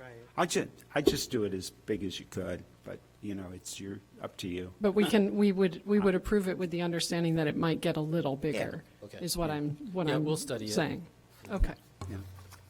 Any other deliberation among commissioners? Just one more add to the front picture window that I too like it, especially in relation to what's there now. It has a quality that, in a way, says this is different, but also sets back in a way that really celebrates the transom above it that I think is really beautiful. Yeah, we really love that little jewel of a transom. Okay. Did you have one more thing to say? No, I was Oh, happy to make a motion. I thought, okay. Everybody's always reluctant to make motions because Okay. it's complicated and they'll screw up the wording of it, right? All right. And then be on record. I'm going to give forever you the having screwed opportunity it up. to go ahead and make the Okay, I motion. move we grant a certificate of appropriateness to 1030 Dumpster Street, 23 Prez 0014, to alter the front, rear, and side elevation fenestrations with replacement of non-divided light windows to match the existing, double-hung windows in the existing and new openings with non-divided light clad wood double-hung windows, replacement of a front elevation set of wood French doors with a clad wood picture window, and the replacement of wood front and rear entry doors in existing and new openings with fiberglass entry doors, applicable standards, alteration 1 through 10, and construction 3, 4, and 7.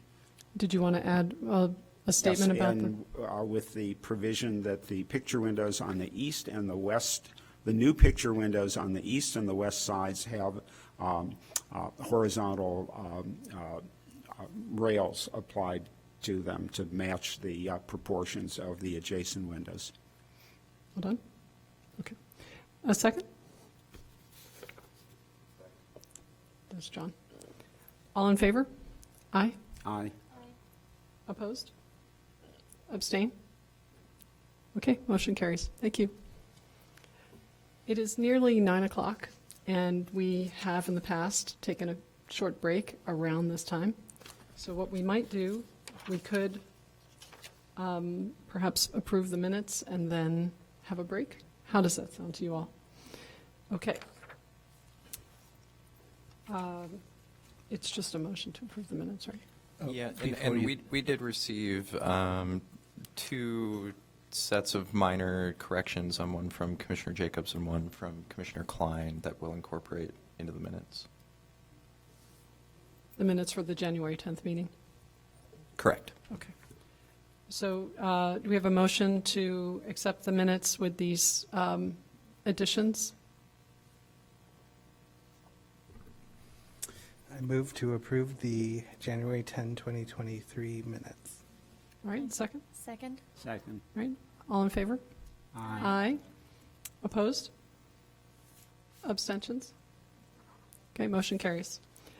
All right, before we go to discussion, we will take a short break. It is 8:54. Shall we come back at 9 o'clock? All right, thank you.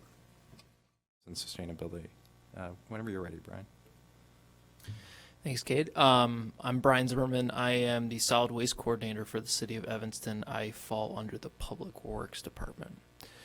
So as Cade kind of alluded to, he actually gave a presentation about your 2040 preservation plan to our environment board, and kind of highlighted some of the intersectionality that he just so briefly mentioned. And with that, it highlighted to myself and also Kara Pratt, the Sustainability and Resiliency Coordinator for the city, that there's a need to make sure that we're engaging you all in our efforts to develop a more robust roadmap with as it relates to waste in our community, under the guise of trying to tackle climate change in our community as well.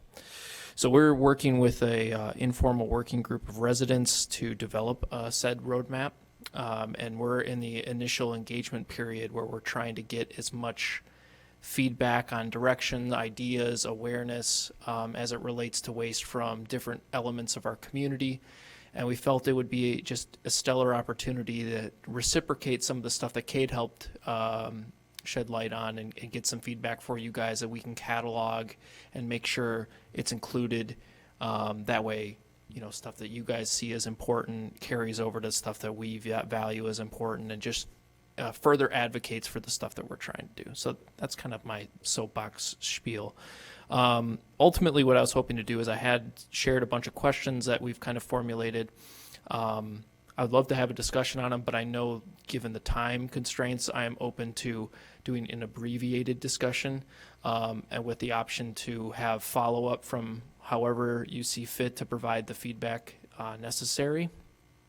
I'll spare the need to go over any awareness pieces, but a lot of what we're looking for is understanding different ideas that someone like the commission might have as it relates to waste. You guys have a purview on building materials, and I had a little smile on my face as I heard you guys talking about doors and other types of reuse elements with siding, and it made me feel good that other people are taking and carrying on the torch for things like that in our community.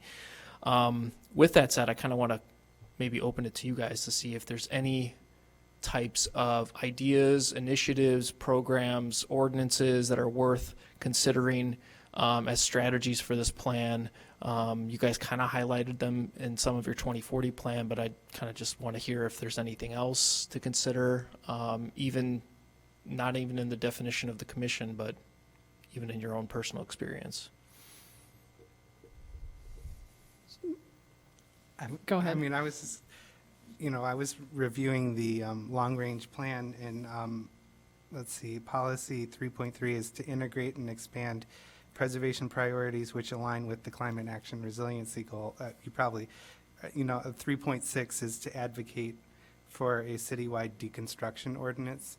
I guess that's definitely zero waste, if we can add, it's listed, the priority is listed as pressing, but, later on, I guess we're going to figure out which one we're going to be focused on. But, I mean, it is in the document, it's in the plan that, and then also 3.7 to incentivize the historic property owners to salvage materials that contain significant embodied energy or high craftsmanship. So, I mean, those are just two that stuck out to me that relate to this zero waste idea. Yeah, so you saw us talking about, reusing the French doors, for instance, in this last case, that kind of thing, or trying to figure out why they were being removed. But there are, construction has a lot of waste just generally as an activity. So in addition to removing things, there's also just the shipping them from point A to point B. So sometimes people like to talk about using more local materials, these kinds of things in construction. It gets to be heavy and expensive things. So there's that too. Do you guys have, because I like that point, that's another thing of our circularity mindset is using more locally sourced materials. Do you guys have any ideas on how to maybe incentivize further use of those locally sourced materials with anything you guys do?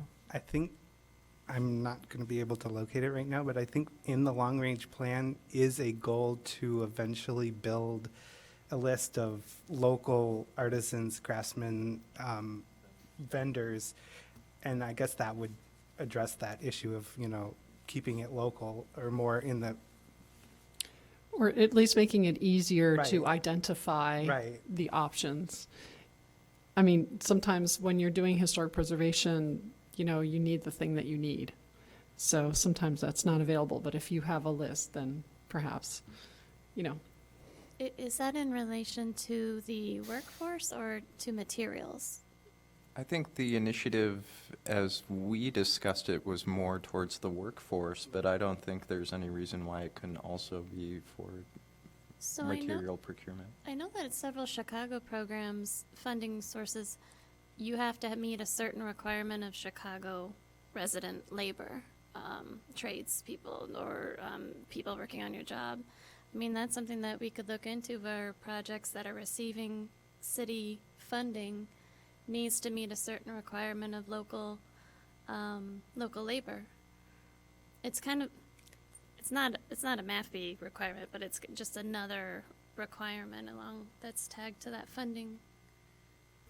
I mean, maybe not, I mean, the incentive maybe to, you know, the priority, if there is an Evanston business, to go with them, but then I don't think to limit it just to Evanston would be, I mean, just like No, to a it's more like of a, it's like it's a small geographic, percentage you know. requirement for Chicago, which Right.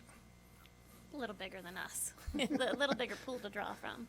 But I know that even Chicago projects are having a hard time meeting that resident requirement. But One of the things that I know we talk about in the plan, and something that I talk about a lot, that maybe it needs to be defined, but I talk about a preservation ethic.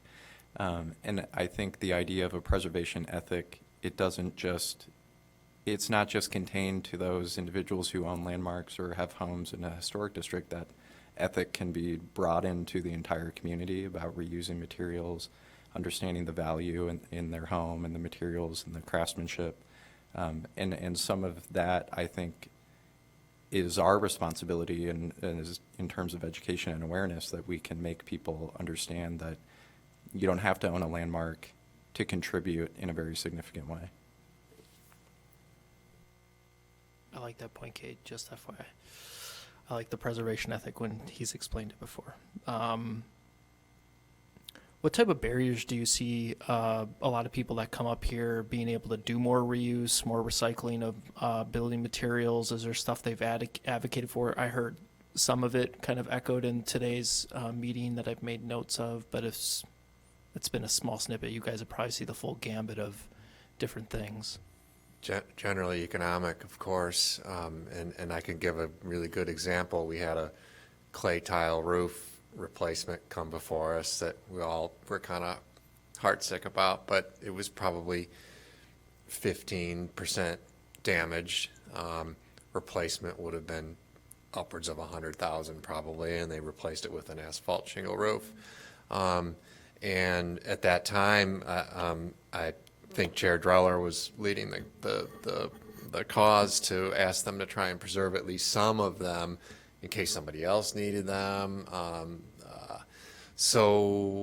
But when you're the homeowner and the roofer is like, you know, you're out of your mind, we're not going to save any of these. That'll be another $15,000 in labor. So, you know, it's almost always an economic barrier.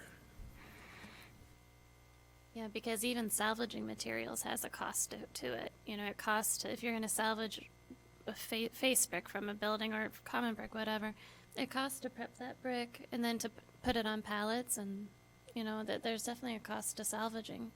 Yeah, we've definitely heard, we've talked, you guys mentioned them, but the Rebuilding Exchange, they're like the biggest central point of a lot of this reuse in our community, which is just stellar. No really community has this. And they've expressed to us just some of those same challenges, the economic barriers, but also the demand barriers that maybe some of the preservation ethic can include is some people drop it off and have the intended good use, but it's got nowhere to go. So it just kind of sits and stays, and no one's reusing that material to a beneficial use, and they only have so much warehouse space to manage it. And it kind of has to have a revolving outlet to kind of keep this stuff to be productive as best as possible. So I think there's a lot of those similar elements when it comes to labor, space, time, that we've heard from a lot of different other stakeholders in this whole cycle. I think there's some, kind of to that point, there's some great success stories. I was talking to someone on the phone the other day, a home on Forest, who she purchased the home and she was relatively overwhelmed by the needs that it had. And she went into the basement for the first time. She'd never seen it. And it was like this museum of materials that had been stockpiled over 80 to 100 years of this home's life. And slowly over 20, 30 years, she's put a lot of that material to good use. So a lot of the times it's just retaining that material for not necessarily yourself, but you as a steward of this property, for someone who comes after you to take that on, they might be very interested in having that opportunity to reuse these original materials. Yeah, that was actually what I was advocating for that clay roof project, was to try to retain some of it for future, because whatever roof they were going to put on was not going to last forever either. Sure. So at that point, somebody might think, well, maybe we can do, I know personally of projects where that exact thing has happened. You find the original in the attic, and then that is the inspiration for a project which at that point has funding. So, that actually has happened in projects that I'm aware of. One of the big problems, I like the term deconstruction, because that's really what's required. And it's, probably, a third of the cost of building it new to take it apart. And some stuff you just can't take apart. I've never taken apart a clay tile roof, but I know how those tiles are set, and I bet you can't get them off the roof whole. It's like a beautiful tile floor on a concrete setting bed, which is integral to that concrete now. And you can't pry those tiles up. You can't take tiles off a wall. If you're replacing flooring in a house that's 120 years old, that flooring has probably been sanded down to the point where you can't reinstall it. It's just too thin, or if it was tongue and groove, they've sanded it down to or beyond where the tongue and groove actually happens. So the big question is, what do you do with those kinds of materials? Or with, yes, somebody could take the French doors and fix them up as a do-it-yourself kind of thing, and then they have, if they get the doors for free, they're ahead of the game. But in many, many cases, it doesn't work out economically, just because of the cost of taking it out in one piece rather than damaging it beyond plausible reuse, to even if you're intending to donate it. So I think there's a real dilemma. All of the people we've worked with where we've had a restoration component of a project that we've done, and there's been, crafted stuff in the house, we've always retained it and restored it, because it's actually, in many cases, cheaper to restore decorative elements like that than to go out and say, okay, this is broken, and now we have to replace this carved barge board or whatever it is. So I think it's a great idea, and the reality of making it happen is a bit of a conundrum. It's there for this. It's the same sentiment for a lot of materials that we have. They don't have really, we have complex packaging systems. We have complex materials that are outside of construction that have a real similar component like electronics, I'll use for example. They take a lot of labor to deconstruct and pull out the material that you absolutely want to recycle.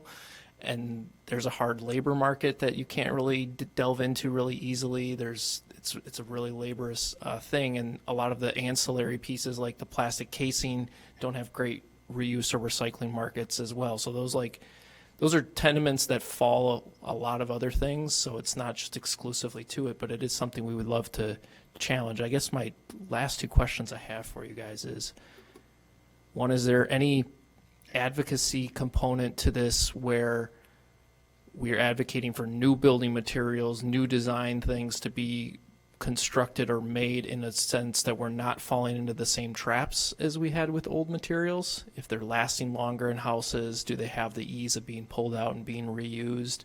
Do we know of those things?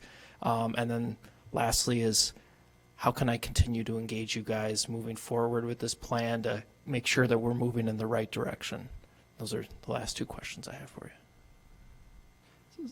some of the older stuff actually works better than some of the newer things. Like some of the older wood is better than any wood you can buy now. But I'm going to let some of the It's architects. true, we used to let it grow Yeah. for 100 years rather than Right. 5. Right. So it's Like, if I may just say, like, I kind of wish I advised the one architect to go to the Evanston Rebuilding Warehouse and take a look at the doors that they have on stock there, rather than going for the new material one. But, so that's a part of advocacy that we could do from these chairs up here, is give them that, remind people of that option, when there's specific items. I mean, Not we're, for- we're seeing, I was going to say something about advocacy a second ago, because it does require advocacy. Just putting it on the plan doesn't actually, like, guarantee that it's going to happen. You have to be there, reminding people that this needs to be saved, and, it's a commitment. And so we see a certain segment of the population come through who are landmark owners, but there's a lot of people who do not own landmarks who are doing work on their buildings. And so if we could try to reach them, I don't know how we do that, but if there's some way to try to help them to understand the value of I don't know, speaking up on behalf of their buildings, who, Right. I mean, I think that just goes into like the whole debate that people have sometimes of what is a preservationist. I mean, there are people that are maintaining their homes that aren't in landmark homes, and I would say that they are preserving their home. They're putting weather stripping in, they're putting, they're making sure that it's watertight, making sure that their home is maintained. I mean, that's in a sense preserving their home. And I think that casting a wider net does definitely help. And, it comes down to education and having the materials for everyone to know. one of the things that we talked about, which I guess we'll come to in a few minutes with the annual work plan, is a newsletter or something to try to reach some of those people. And we could include the climate resilient folks in the newsletter potentially, because that will, that message might be a little bit more, more is maybe a strong word, but also, make an impact. How you asked us also how you can continue to engage with us? Yeah, it's more of a preference. How would you, I don't want to just walk away from today and leave you guys wondering what happened to this plan or what ideas came of this. We would love to continue to make sure people are seeing the input that they're having come to fruition. And obviously with the need of intersectionality and all these things, that there's a need to make sure that the messaging is consistent. What we're saying is stuff that you would advocate for programs or for incentives or ordinance language, like we talked about with the demolition furthering of the Cook County ordinance. Like, those are things we'd love to come and re-engage you guys either with this plan or years from now with, like, when we want to draft something or make sure it checks out with the Preservation Commission. We just kind of want to know what preference the commission has in terms of how to be engaged. You can always reach to staff, Kate or myself, or whoever might be, Okay. on the preservation side. I mean, I would, Definitely, would appreciate any effort that you will make, or any other board or body that will try to work with the commission. And I think we do have common goals. Sometimes they're disguised by names. But I think that, yes, we would be more than happy to bring any issue or concern you may have representing your board. I think that's a given. I would say that you're always welcome, to come and give updates on certain things or ask questions, or like Carlos said, you can work through staff with certain updates, and then we can update the commission or get feedback. I think it's a big education component, is a huge tool here. And like John said, the economics are really real for a lot of these decisions. But a lot of those economics are really real and understandable in the short term, and if you expand that to the long term, some of these decisions don't make financial sense. There's a lot of designed obsolescence in new materials. You talk about restoring a window that might last a lot longer than replacing it with a very low-quality window where that makes financial sense in the near term, but after you replace that vinyl window 3 times in 30 years, maybe it doesn't make so much sense. But I don't think that people necessarily think about that or understand that, and I think that some of that is, it's just an educational opportunity. I think it's an opportunity for us and for the city and for you. And some of it, too, is the scale of construction. And we deal a lot with residential.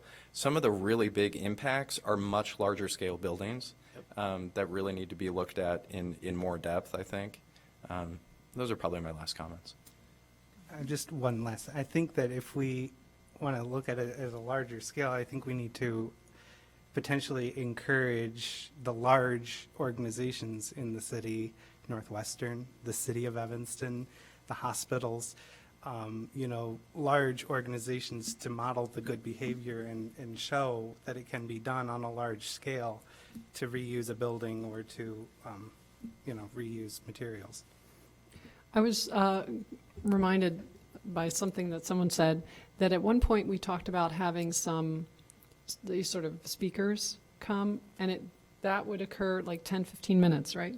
Okay, at the beginning. So before we actually look at the certificate of appropriateness, it would be right after, so between call to order and new business. So in other words, those folks would not have to sit and wait the way you did. Yeah. And so, 10, 15 minutes just to kind of update us and give us a little bit of information about what's going on. So that might be an opportunity. The other thing that I was wondering, and I'm not going to be generous with everyone else's time here, but I was thinking that there might be a commissioner. I mean, we only have a part of the commission tonight. Usually the whole thing is filled out. But there were some schedule conflicts. But there might be somebody who is interested in this, especially, who could sort of serve as a kind of liaison, like an informal. Yeah, I'm not saying that there is a person. I'm not volunteering anyone. I'm just saying that there could be that. There is also just an open-ended invitation. We have an informal residential working group that's helping staff with the development of this plan. And with that said, really any resident has an interest in this kind of work can come at whatever capacity and availability they have to be a part of that process, and they're more than welcoming to have them involved and give their feedback and thoughts. And so if there is a commissioner, we'll take them in at any capacity that they have or interest in, and yeah. Right, because this issue of salvage and reuse, it comes up like it did tonight, at every meeting. There's always a commissioner asking questions like that. I wanted to say that I believe that there was a member of the public who wanted to speak. Did you still want to speak, ma'am? Come. Oh. And then, please, let us know who you are and everything. Emily Guthrie, former alderman for 3rd Ward, and I served on this commission for 2 terms. I can never remember the years. Carlos reminds me, and then I forget. Somewhere around 2002 to 2008, something like that. The city has an MWBE anytime city money is used in a contract minority women business enterprise. And I think it requires 25% minority. Any one of those things has to factor in there. So it's already on the books. I assume it's still on the books. I haven't paid any attention, but I assume it still is. So, yeah. Do you know if there's a residential labor requirement? Where a certain percentage of the labor has to be from Evanston? I think MWBE, they have to be Evanston people, yeah. Oh, but to not just the satisfy that. not just the MBEs, but just apart from that. No, I think that's the only thing that where it would factor in. Is I that. think she was asking about the labor, the actual folks that are doing the work, right? Right, right. Like I know the Department of Housing in Chicago, if you get certain types of funding, then they have their MBDE requirements, absolutely. But then they also have a separate requirement where I want to say it's 10% or 20% of your workforce has to be a Chicago resident. Yeah, I don't know the details. They can be part of a MBE firm, but they don't have to be part of that. Yeah, it has to be locally owned, I think, to satisfy that. But then I don't know about, Stuart, maybe you know? No? It's a question for staff. Okay, yeah, something to think. All right, thank you. Thank you so much. May I just request, just for the courtesy of the people that are here in the room, could we ask what topic they're here for and potentially move that item up so that they don't have to wait Sure. longer? So, did you still want to speak on item C, rules and procedures? Okay. Is it all right with everybody if we just make that B for the moment, or skip down to that and go back? Okay. So we will come back to annual work plan in a moment. Rules and procedures, could you read that into the record? Discussion on rules and procedures. The commission shall discuss and review written changes to the rules and procedures. Action to be taken at a subsequent meeting per Article 10 of the current rules and procedures. Okay. If you wanted just to let us know who you are, it's 3 minutes for Yes, public? 3 Just minutes? finding the page. Oh, yes, I already asked her. Oh, here we go. Okay. Yeah, so my name is Linda Damashek, and I'm reminded about this topic. I came here for something different this evening, but when I was looking through the agenda, I was like, oh, I got a postcard. So I have something happening within 250 feet of my house, and it reminded me of something that happened a number of years ago, but it was a very bad situation. And so I have suggestions for your rules and procedures, basically to make it easier and clearer for the public to be able to comment on things that are affecting them. I mean, you know, supposedly you're set up to do that. But, so I'm speaking to Article 4 on page 113, item 1B.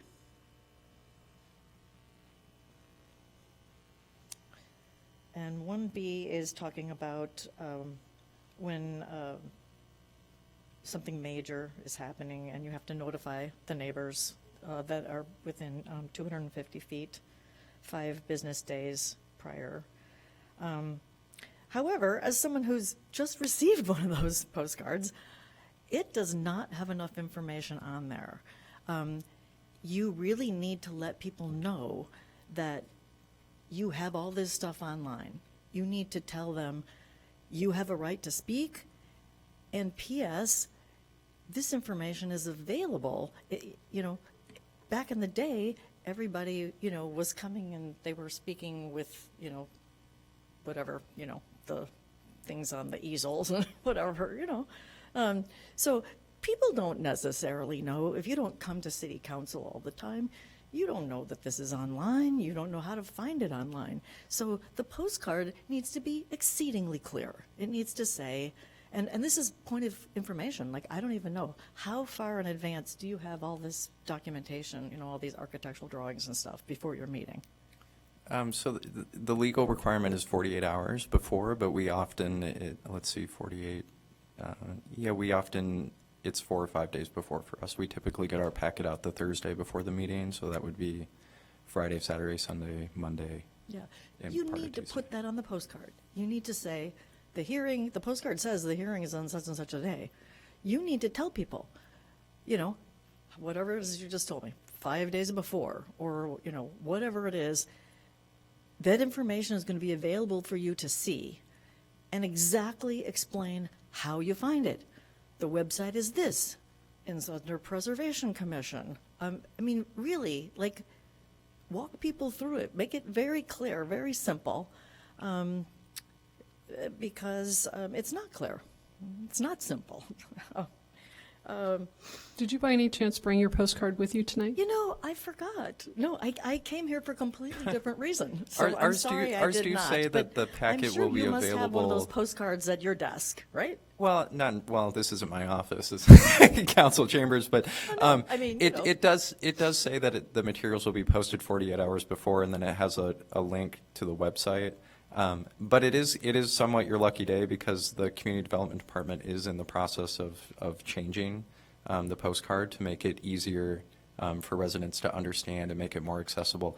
It's 100% a graphic design challenge, because it's very hard to fit a large amount of information on a 4x4 piece of paper, but it is something that we're working on. Yeah. And then in here it says, comment at the meeting. And my question would be, are people able to comment in writing? If they're not able to come to the meeting, I would think that it's, Yes. fair to allow them to respond however Yeah. they're able to. Yeah, we get them for every meeting. And In it- writing. It does say that, too. It doesn't say that on here. It does not say. It's at the very bottom of the postcard. I will admit, because it is a graphic design challenge, that's probably in like 6-point font. It says who to contact, where to, and then also it directs you to the Preservation Commission's webpage, and one of the very first links is how to provide public comment. But I do understand the frustration. It's a complete challenge. It absolutely is. But we want you- feedback. We you- want public comment. And we are trying to find a way to make it easier in the postcard. I think that we've hit our 3 minutes for public comment. May I just, I'm just wondering if on that postcard, because there is a short link, it's cityofevanston.org/preservation. Is that the link that's on the postcard that goes directly towards the Preservation Commission website? And then on that, like Kate said, after all the information about the commission, it says provide comment on sign up to speak, and then it's all in caps. And if you click on that link, it gives you an option to either send in written public comment or to say that you're going to come in person and comment. Maybe we just need a bigger card. Go for the 5x7. You might need a bigger card. Yeah, they used to send like an actual mailing. It was an 8.5 by 11 sheet. You would get an envelope. My understanding, the reason that they went away from that is that the majority of it's well, one, it's a postage issue, but two, people would get something from the city that wasn't a statutory requirement, and they would throw it in the trash. Where when it's a postcard, the information is right in front of you. Yeah, no, I think actually a postcard is more, it's very clear that this is, what it's about, as opposed to if it's hidden in an envelope, like, I'll read it later. Yeah, one of the things they were considering is having a separate, because these are very popular. There's challenges because not everyone has availability to have a cell phone or technology, but to have an option for like a QR code that takes you directly to the project that is relevant to you.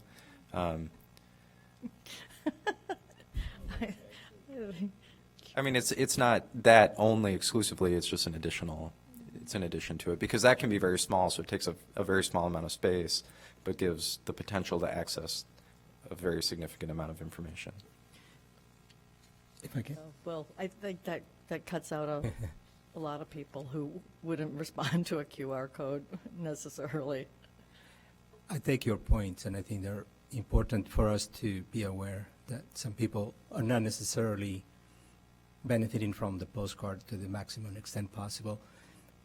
My experience working with this type of issues for a long time taught me that no matter what you do, somebody will be unhappy.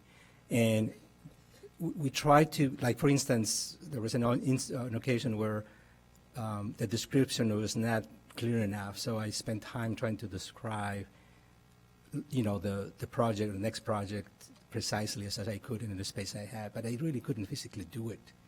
So you had to make a choice as staff, what in your best judgment is information that will at least call the attention of the recipient and be motivated to either contact us directly, is the phone numbers there, the email address there, and basically, get more involved than just having something in front of them and immediately understand what's happening. We understand the limitation, but we also are limited by the space we have. And also the waste that people were complaining that we were sending pages and pages of documentation that people throw in the garbage. So it's impossible to please everyone, but definitely we hear you, and we try to do the best we can Yeah. to address those issues. Bigger postcard, maybe. Maybe, yeah. Yeah. But anyway, but your rules and regs here do not refer to putting it in writing, so that would be a specific suggestion that I would say. In 1B, it says to allow them to comment in the proposal at the meeting, and then, or in writing, because, these are your legal rules and regs, so if you allow people to do it in writing, you need to put it in your rules and regs. Yeah, and I would have to double check the ordinance. Some of that is included in the ordinance, and then a lot of these notification requirements are state legal requirements. But, I mean, that's an easy change to say that you can also provide. I mean, I guess the counterpoint would be how many individuals are looking up our rules and procedures when they're looking to provide public comment. I mean, just if your rules are what, if this is writing what your rules are, it should say what they are accurately. That's Yeah, all. I guess what he's saying is that we also have the ordinance, which is also, I mean, this isn't just the only thing that we use for our direction. I don't know if I made that clear. I think the intent of the rules and procedures actually is to clarify some of the aspects of the ordinance that may not be easy to understand for the general public. They're too technical sometimes. So the rules and procedures, even for us, the commission and the staff, we need to have a roadmap, to conduct the meeting, to make sure that we have check all the points that we need to. So this is a process that will never end. It will continue to evolve as technology changes, as needs changes. A lot of things happen over time, so it's not static. So we have to just adapt to the current times. But I do think, I would certainly say that that's a comment that can be incorporated to put the comment on the proposal, at the meeting or in writing. That's fine. Thank you. And then the same thing would be under an E and F in the same thing, just to clarify that, that you can put it in writing if you're not able, there's people that are out of town or they're sick or whatever, but, they care about it passionately. They would want to be able to make a comment on it. And then in 1E, it says, speaking in support and within a time limit, but it doesn't clarify, it's like what time limit. So we clarified that at the beginning of the meeting. We said 3 minutes. I'm not sure if you were here. Oh, sorry, no, I wasn't. It's always at the discretion of the chair, which is, that isn't in the rules and procedures. But, I mean, to that point, we are extremely flexible on allowing people to speak. Okay. All right. In other words, if we put a time limit in here, then it's more fixed, so it gives us more flexibility. Gives you flexibility. Yeah, but we do say it at the beginning of the meeting that it's 3 minutes for the public. Okay. Well, anyway, so thank you. It's just, this might just seem like, oddly administrative, but I had a very bad experience, and so the postcard reminded me of that bad experience, and it was a very big issue, and these things would have helped. So, anyway, okay. Well, we don't know about those experiences unless somebody comes to tell us, so that we appreciate that you came, because otherwise we don't know. Thank you. Yeah, okay, all right, thank you. Okay, do any commissioners have questions about rules and procedures? Do you think it would be helpful if I quickly ran through some of the changes and why? I had a specific question, just kind of about the postcards. Why is it a 5-day notification requirement versus longer? Like, is it because you don't have the materials in time, or? To send the postcard at least 5 business days before. Right. It becomes very complicated to receive the applications, review the applications, send them for a pre-review, make sure the noticing is required. It almost, that's the maximum that it allows, is like 5 business days. And sometimes that already is quite the challenge to get that postcard out. Because if it's not noticed properly, then you have to renotice the case. So you have to make sure the zoning analysis is conducted. You have to make sure there's no additional relief that is required that needs to be noticed on the postcard. If we can get it out faster, we always try to get it out faster. And then because the city uses a third-party service to mail them, we used to mail it ourselves. There's kind of a loss of control on knowing exactly when they will mail that. It doesn't happen immediately. There are instances sometimes where residents get it the Monday before the meeting. Yeah, I think I remember hearing some people. Yeah, and that so do come and they're like, the requirement in the ordinance is that we send it to that third party under the understanding that That's your yeah, checkbox, exactly. yeah. And then after that, it's no longer our legal requirement is to send it to them. You did what you needed to. Yeah, exactly. So can you turn your, thank you. Was there a sign up to talk about Harley Clark, or if you're doing public comment? There- Or is that later? I didn't mean to interrupt. That's a separate discussion topic, yeah. Stuart, No, go ahead. when we get to that, I would love to have a discussion of how who is notified is determined. I know Evanston has a 250-foot radius. Highland Park has a 1,000-foot radius.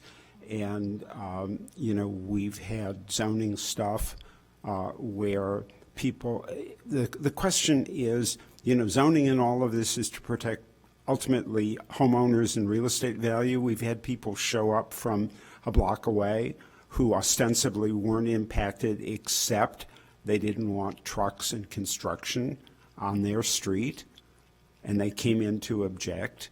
So the whole question of how do you determine what constitutes being impacted by the change to the structure or the new construction, and how far that zone of impact extends, because nobody wants construction going on next to them, even if the construction is legal and perfectly reasonable. Yeah, we have, the city, the preservation noticing requirements are 250 feet, and then the ordinance specifies very specific types of work that require notice and types of work that do not require mailed notice. But our noticing requirements for a city as far as development projects range from as low as 250 feet to as high as 1,000 feet, depending on the activity that's proposed. So Kate, you were talking, was there anyone else that wanted to ask about the 5 days? So Kate, you were about to ask if we should just go over the major proposed changes to the rules and procedures? If that would be helpful, if everyone's reviewed them all already. If everybody's comfortable from them, this will come back before you at the next meeting as an actionable item. Some of the changes are, a lot of the removals are being removed because they conflict with the ordinance. So that's kind of the rule of the rules and procedures, is that they can't conflict with the ordinance because that supersedes what the commission is able to determine for themselves. So some of that is as simple as the change in when elections are held. And then, slightly more complex is like removing the solar guidelines from the rules, because those are adopted by reference in the ordinance. The commission has the ability to create their own guidelines.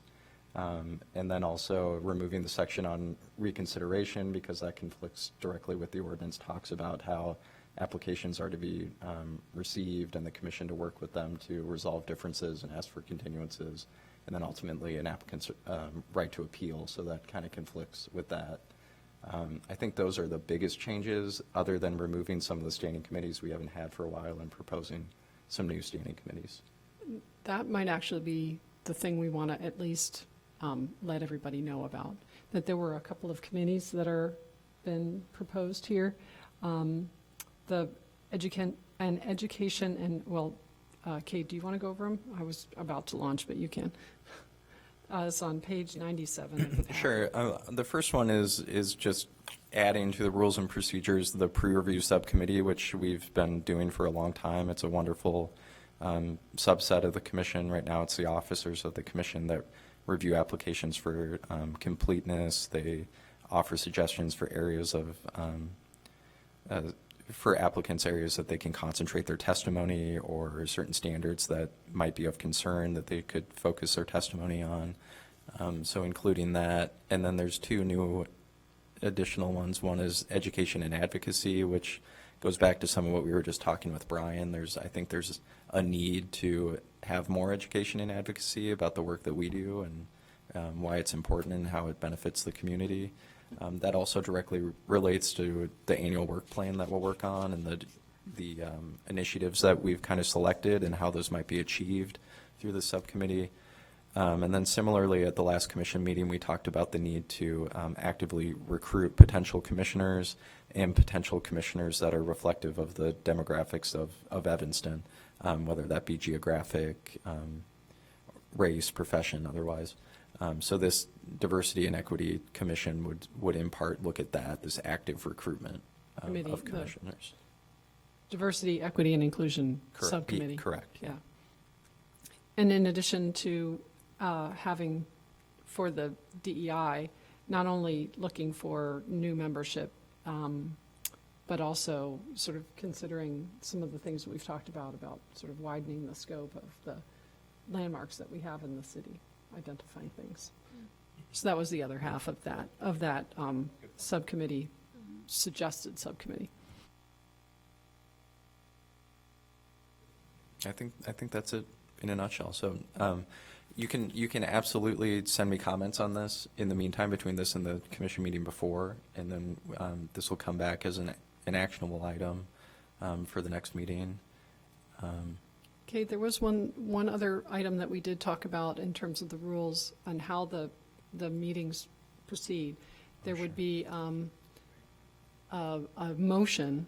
So after the applicant speaks, and we've had an opportunity to question the applicant, and then the public speaks, and all of that discussion occurs, right? Then my understanding was that there was a proposed change to the rules where we would actually have a motion.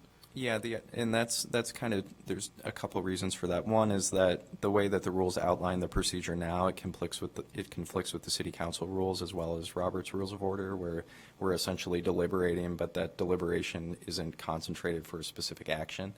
So the change is that after the questioning period, after public comment, a commissioner would make a motion to approve, it would be seconded, and then that would open up deliberation on that specific action to approve. So you know that you're framing your deliberation through the lens of, do I agree that we should approve this? Well, and then you leave the option to make an You can always motion amend. to amend Correct. if the deliberation results in something Yeah. that needs to. So I had the same question, the Right. exact same question.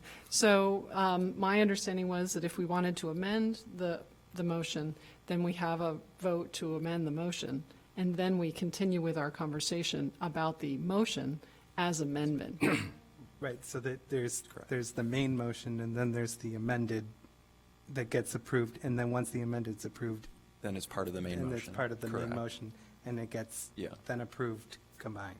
right? Yeah, and like tonight, for instance, I assume if we had done it this way, then Stuart's idea of having, or suggestion of having the rail included. Tunnel check rail, Yeah, that that would would have have been an been amendment, an yeah. amendment to the motion, Yeah, is how, right? correct. And then we would have voted on that as an amendment, and then we would have continued our conversation, and then we would have eventually It's mostly voted. just like an organizational tool, so you just fully understand what is being proposed, what's being acted on, how I to mean, frame the the discussion. only possible downside of that is that somebody makes an amendment to approve, and most of the commissioners actually think it should, be either continued or rejected, and then we have a whole discussion of why we shouldn't approve it, and then you have to vote on it, and then somebody has to make a motion to not approve the, Or ask for a continuation instead, or whatever. So, I feel like it has the possibility of making our hearings go on longer and be a little more difficult to kind of navigate through. This is why I don't watch C-SPAN. But unless there's a real ethical, challenge or something that we are kind of, bending the rules or violating in terms of not following the strict rules, and I guess that's one component that I like the flexibility, and we have skilled chairs that kind of navigate us through that conversation, and I kind of like the way it's been going, that aspect of it. It's interesting, because to come back to the things that were presented tonight, initially, and when I reviewed it prior to coming in, if somebody made a motion to approve the thing with the Tudor swoop, there were enough things that were done well, I might have voted yes. The more I looked at it, the more he responded to questions, the more people sort of said things, the more I went back and looked at those things, the more I decided that it was a mess, frankly, and that it should be continued, and the guy should be given an opportunity to rethink some of the objections that were raised. So I'm wondering whether it short circuits a useful part of the process. Well, and I think some of what happens in our discussions that wouldn't happen is that a lot of our deliberation ends up being very intertwined with questioning, where we're questioning the applicant, but then we kind of close the record, but then we don't really because we're asking them to come back up. So I think what would probably be the best scenario there is that you would have much more occur during that questioning period until you kind of fully understand your position and what he's proposing, what he's willing to do.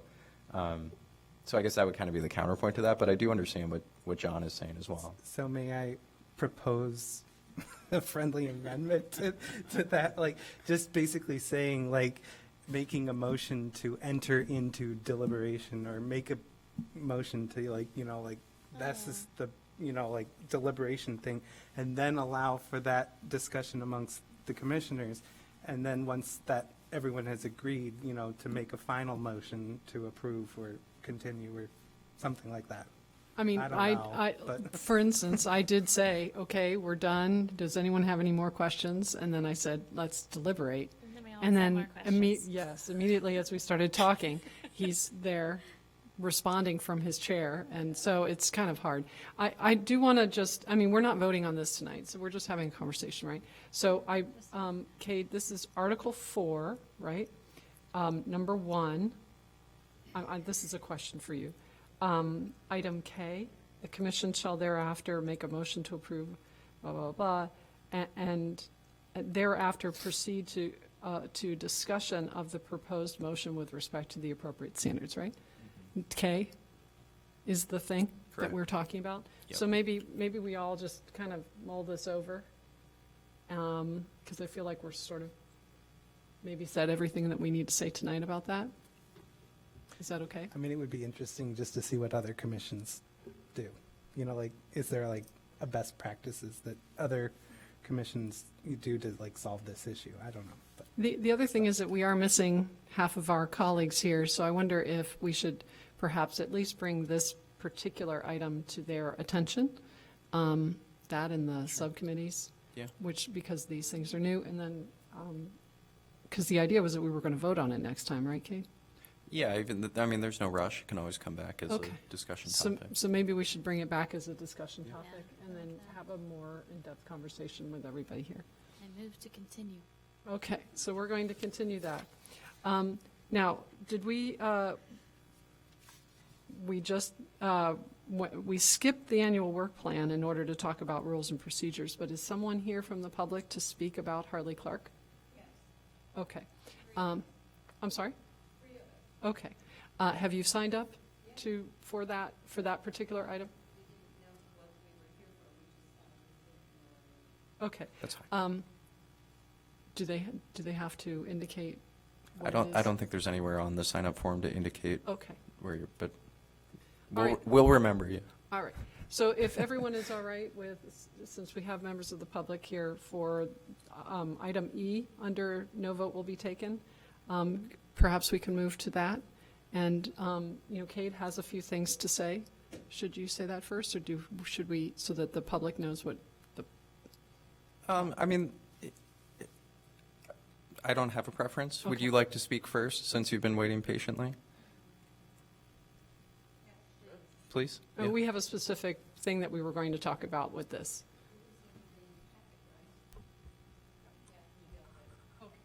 I mean, Emily and I could talk about Harley Clark for 3 days, not 3 minutes, so.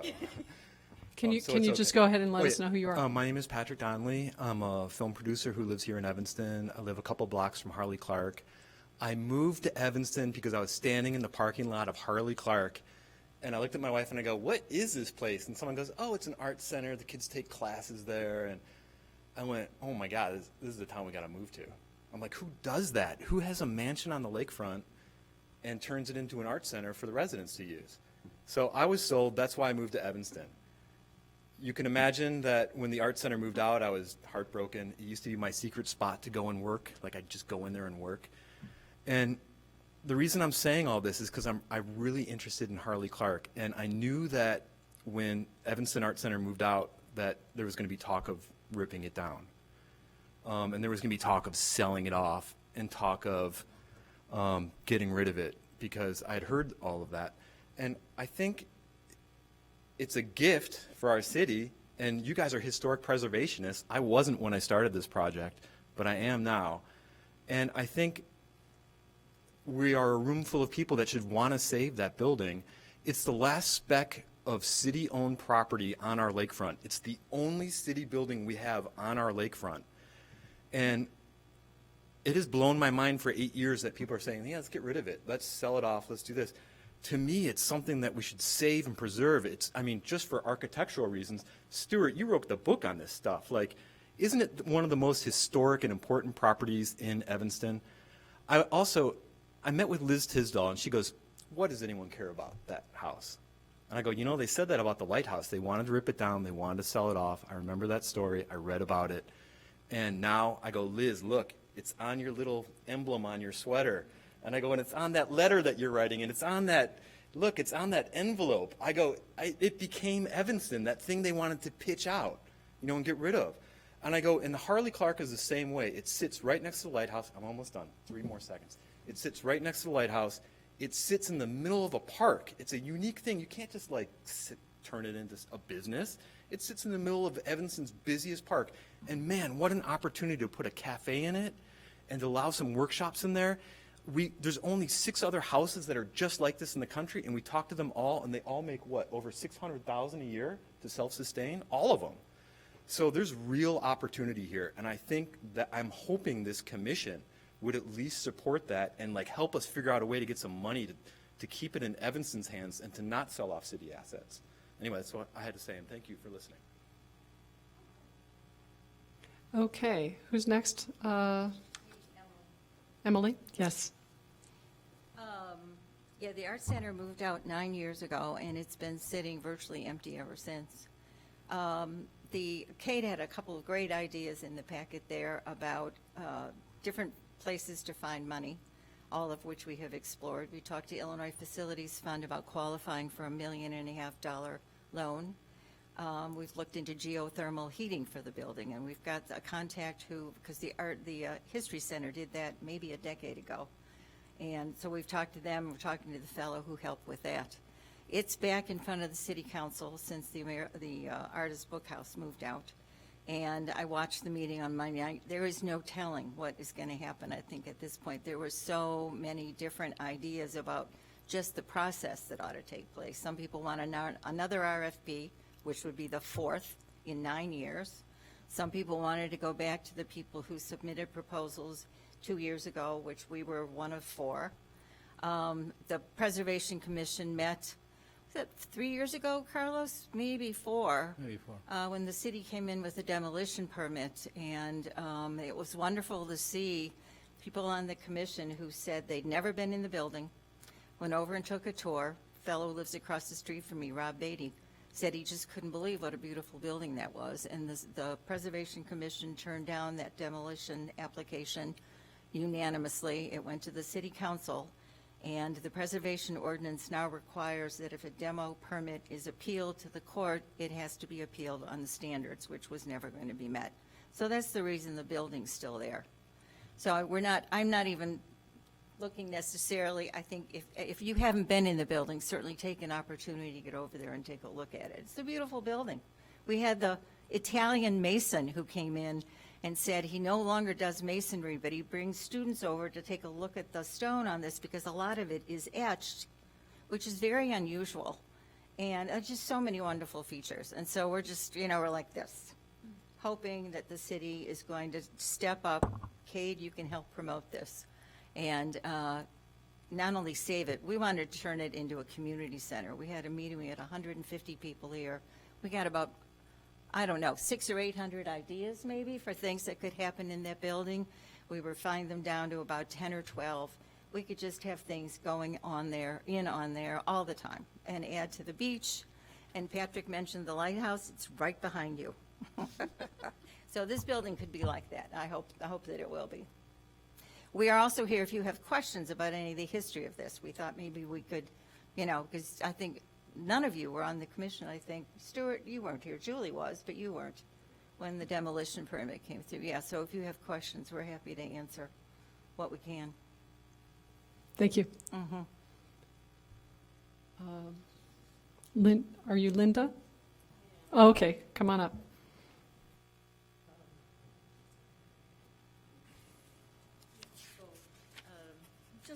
Just a short follow-up.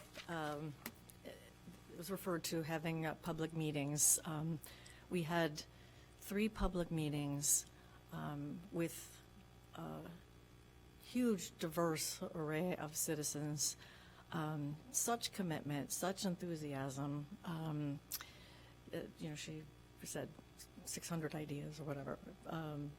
And also, just to remind you, there was a referendum, and over 80% of people in every single ward of the city supported keeping the building, number one, and for public use.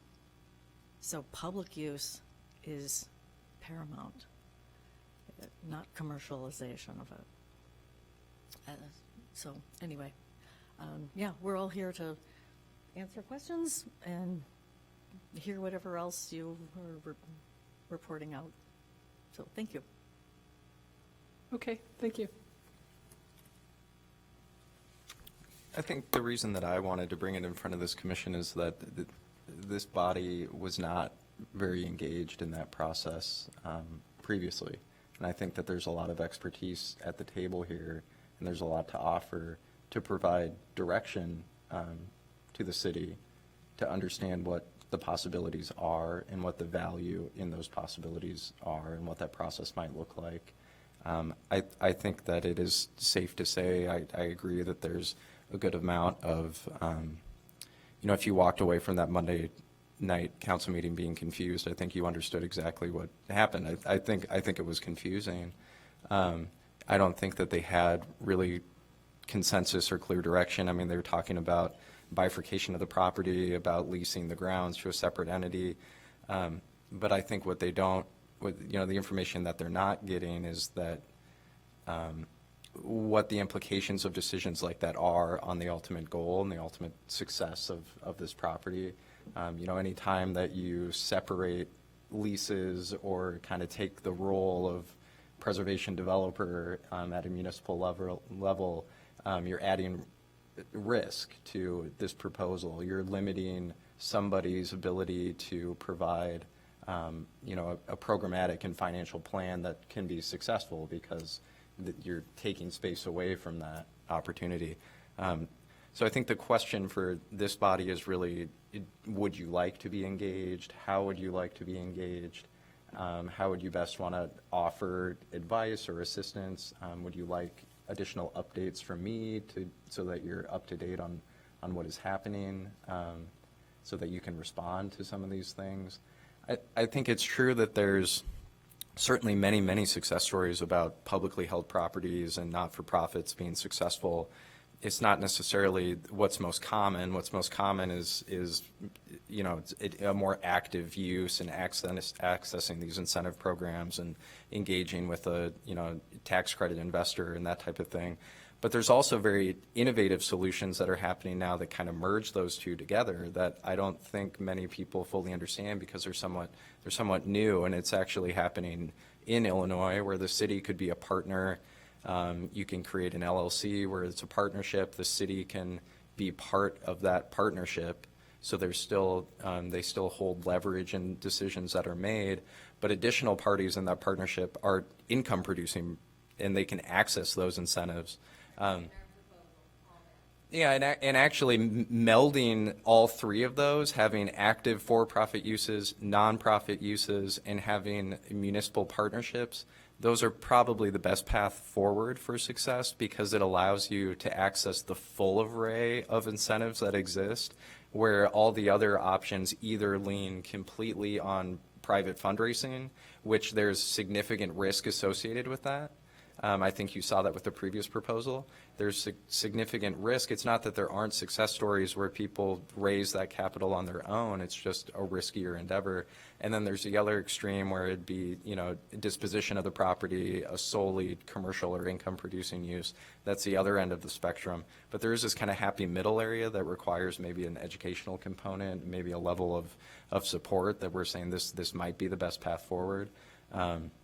So happy to entertain, any further discussion this body. So one of the things, Kate, that you and I talked about when this came up a few weeks ago was, my question was, what action could the commission do publicly? So the question that I had was whether there could be some kind of resolution or something where we put our, we're unambiguous about supporting this, with an actual vote.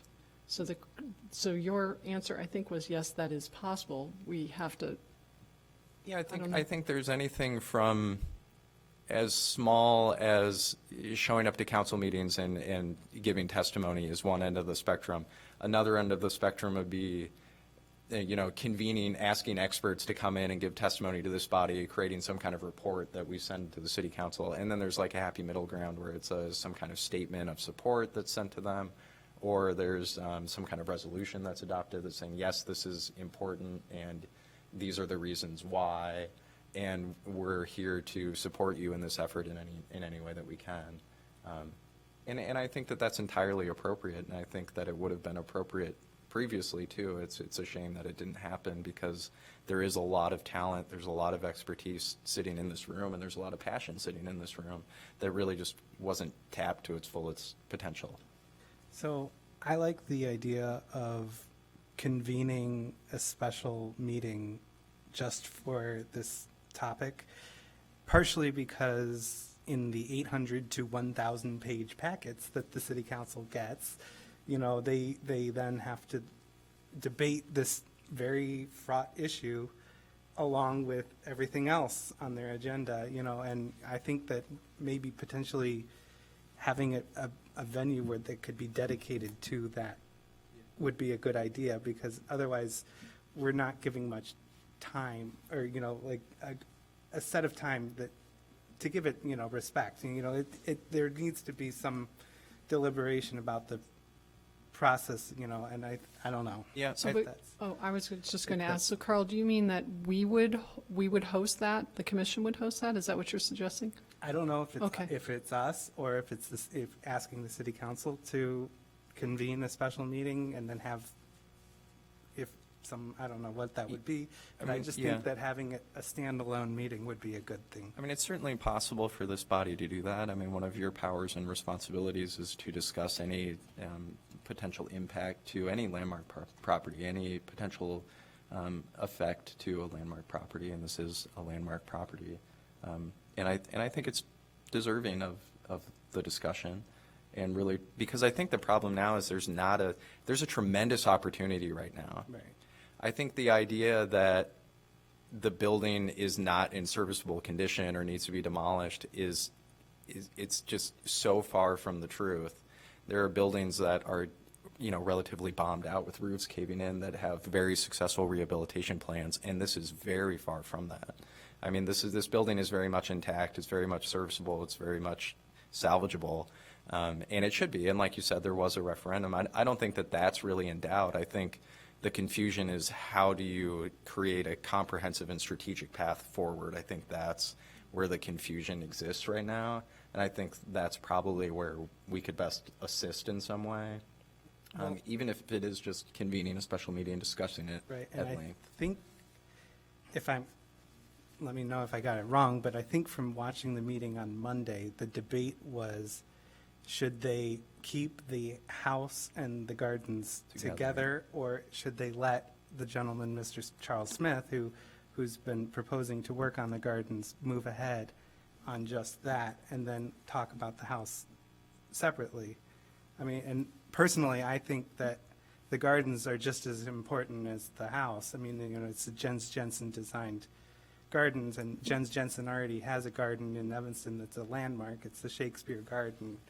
So, I mean, I just think that,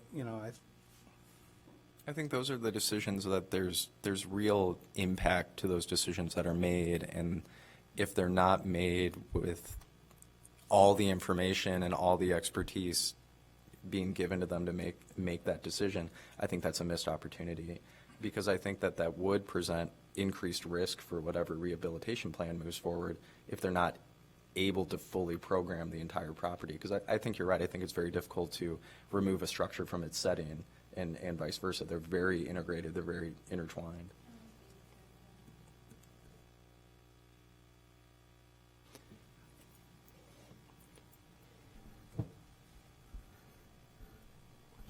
I think if you look at all the proposals that were submitted 2 years ago, no one wanted the gardens. None of them. They were all happy to let a separate organization take that on so they could start fundraising and start working on it. It's another $2 million that somebody has to try and raise. And everybody was happy to say, you're ready to do that? Go ahead, take it on. He has people lined up who are willing to write six-figure checks, but he needs a lease. And he needs permission from the city to get in there and do that. So I take your point, but I think you can define the ground separately enough that you don't, you can, bifurcate is not the word I want. Separate is the word I want. Bifurcate to me sounds like surgery. Separate that out, because there's an organization that's willing to do it, and the house is going to continue to sit for who knows how long. And he's already been working for 4 or 5 years, and he can get at it if he's got permission. Wants to take on the coach house. None of the proposals wanted the coach house. Everybody said, let Charles do this. So I think, this has been the discussion now for 8 years, is what to do with this. And everybody who answered proposals 3 years ago said, let him have it. And I think he'll do a fine job. Thank you. Chair So- Gerler? Yes. Just want to bring up a point. And this recent detail that we're getting into about whether or not it's separated out or not. The point I want to bring up is the scope of this commission. I think it's really a slippery slope that suddenly we're getting in. We might be tempted to get involved in a conversation of whether or not a private enterprise should purchase the property and renovate it. And I want to remind us all of the very contentious hearing that we had regarding a piece of property that was being bought by the parents of a Northwestern student, and what might become of that property because of who was buying it. And I thought correctly so, city council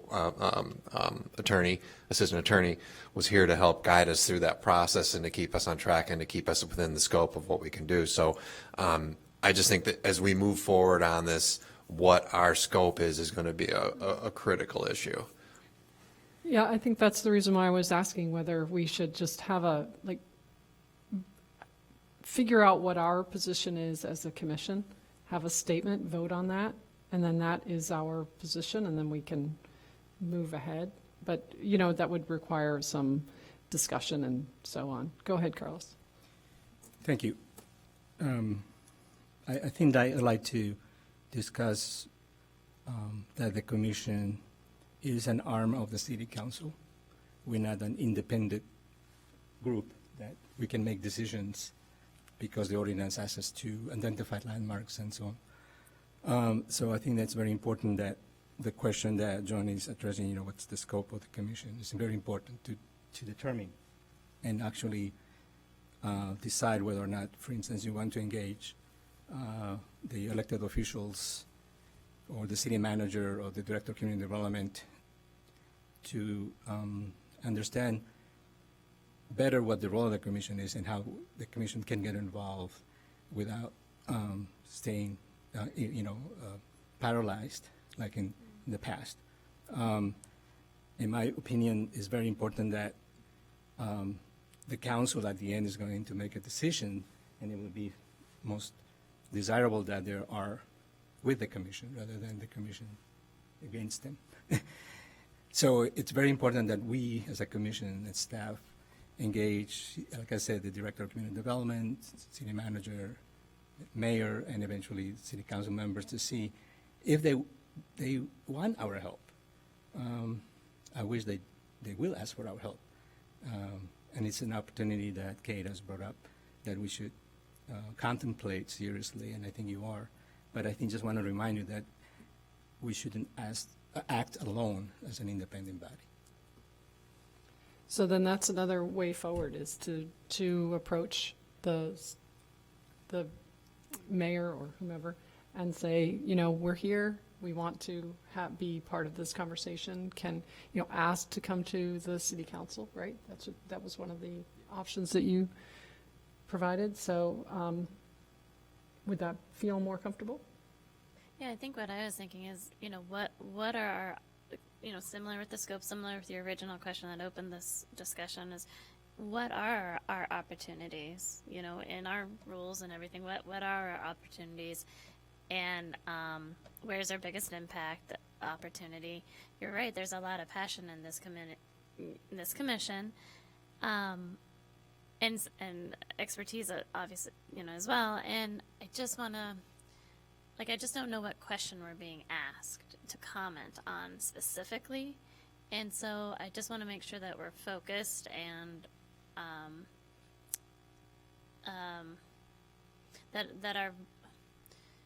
that we focus our voice as sharply as possible to create an impact and a sounding board, and that we continue to be a resource to the city council, so that we can partner with them and continue, as we continue to go forward.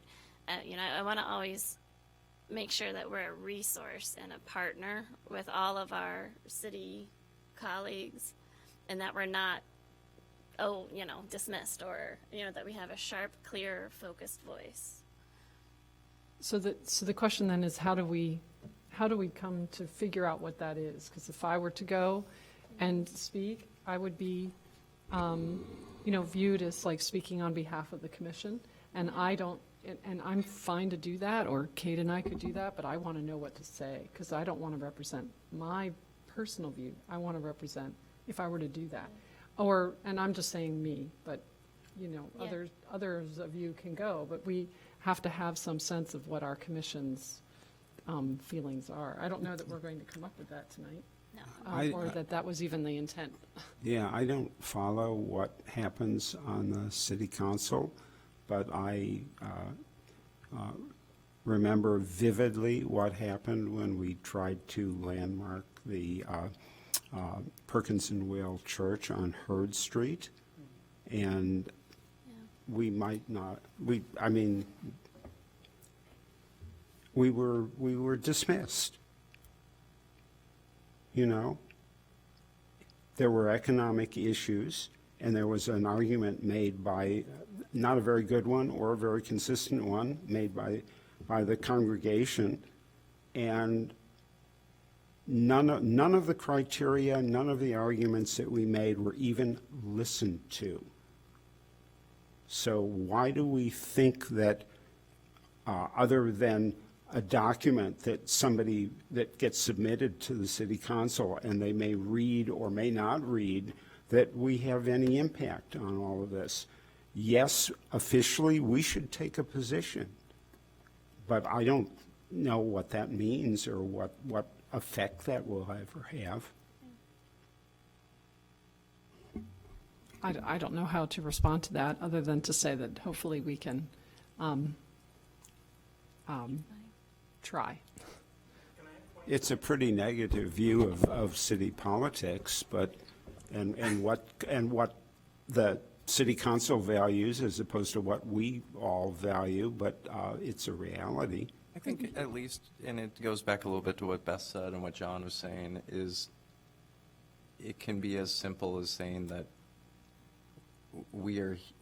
it's an offer to help. We would be more than willing and feel like we are capable of assisting in this process to meet this goal that we have set as a city.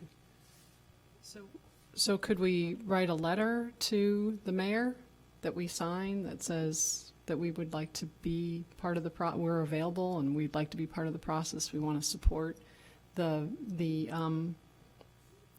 work going forward? I mean, is that something that you would feel comfortable with? Okay. More active involvement.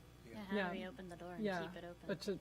But to put it in front of him. And then to Carlos's point and Beth's point, I think that it's then maybe up to them to kind of set the parameters of how that assistance might look.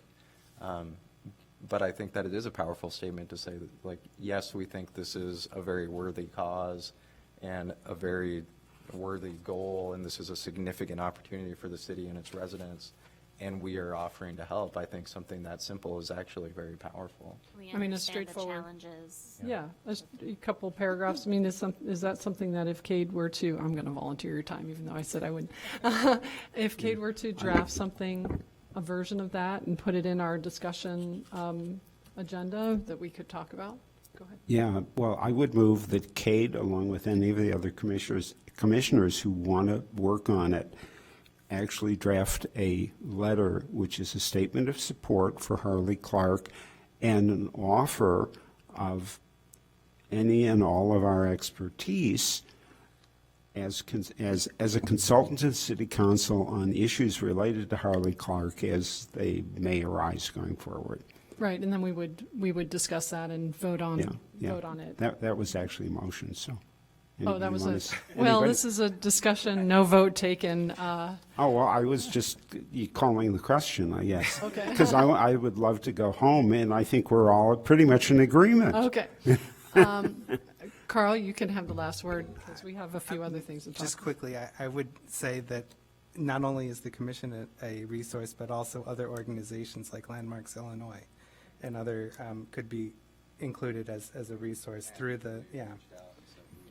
Yeah, so Cade, would you mind just including that in the letter, just as a reminder? Yeah, and it's a good point, and I'll just speak in the microphone, but they have actively reached out many times and said, we want to help, we can help, we've done this before, please lean on us very heavily. And I think that's a very significant offer that we should strongly consider and take them up on. I mean, they are they are not the state's preeminent preservation nonprofit organization. They're one of the country's preeminent nonprofit organizations, and they do this for a living, and they have significant capacity. So if you just want to include that if you want to just include that in the letter, and then we'll talk about that next time. Sorry. Oh, may I make a quick comment? Yeah, we're getting late. Yeah. And I'll not do this again. I was just going to say, because you mentioned, John, the slippery slope. When I came before the Historic Preservation Commission years ago, when Harley was being debated, the first thing I said was, where are you guys? Where have you been? Because we had to put up 8,000 yard signs. We had to bring in Jenner and Block to stop the demolition. We had to write that referendum. We had so much work to do, and we would love to have had some help and support. I know, Carl, it's so nice to see you on the Preservation Commission, but we would have loved to have seen some support from the Historic Preservation Commission, so it's a great idea. But if you want this to linger for years, like it's going to, because there's an investment issue, it would be incredible, and this is just a suggestion, and you can laugh if you want, but it would be incredible if the Historic Preservation Commission said this: we think the city of Evanston should invest in Harley Clark, because that's the problem. It needs a rehab. It needs some money put into it, and then there'll be a line around the block of people that want to use it. But if you guys said, we think we should actually put some money into it, literally the rest of the city, their mind would pop, because no one's ever said that. But it's a historic building, and Stuart, doesn't it need some money? Shouldn't a town like Evanston that has $290 million revenue yearly operation fund, shouldn't they invest in their city buildings a little bit? I don't know. That's all I was going to say. All right. That would be incredible if you guys said that. Thank you. I think we have a step forward that we've taken through this discussion.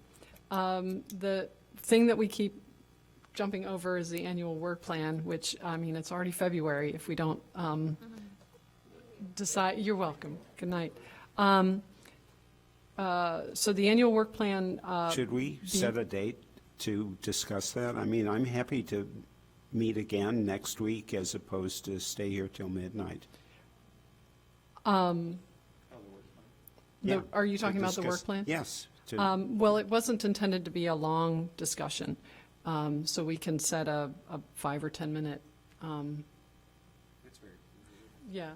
I mean, I just quickly am going to say that I think one of the addressed items on that work plan, it has been brought up, and I'm going to end it at this, is that we should actively work on a document that educates the city council, like Kate said, to develop that preservation ethic on the city council so they can. Yeah.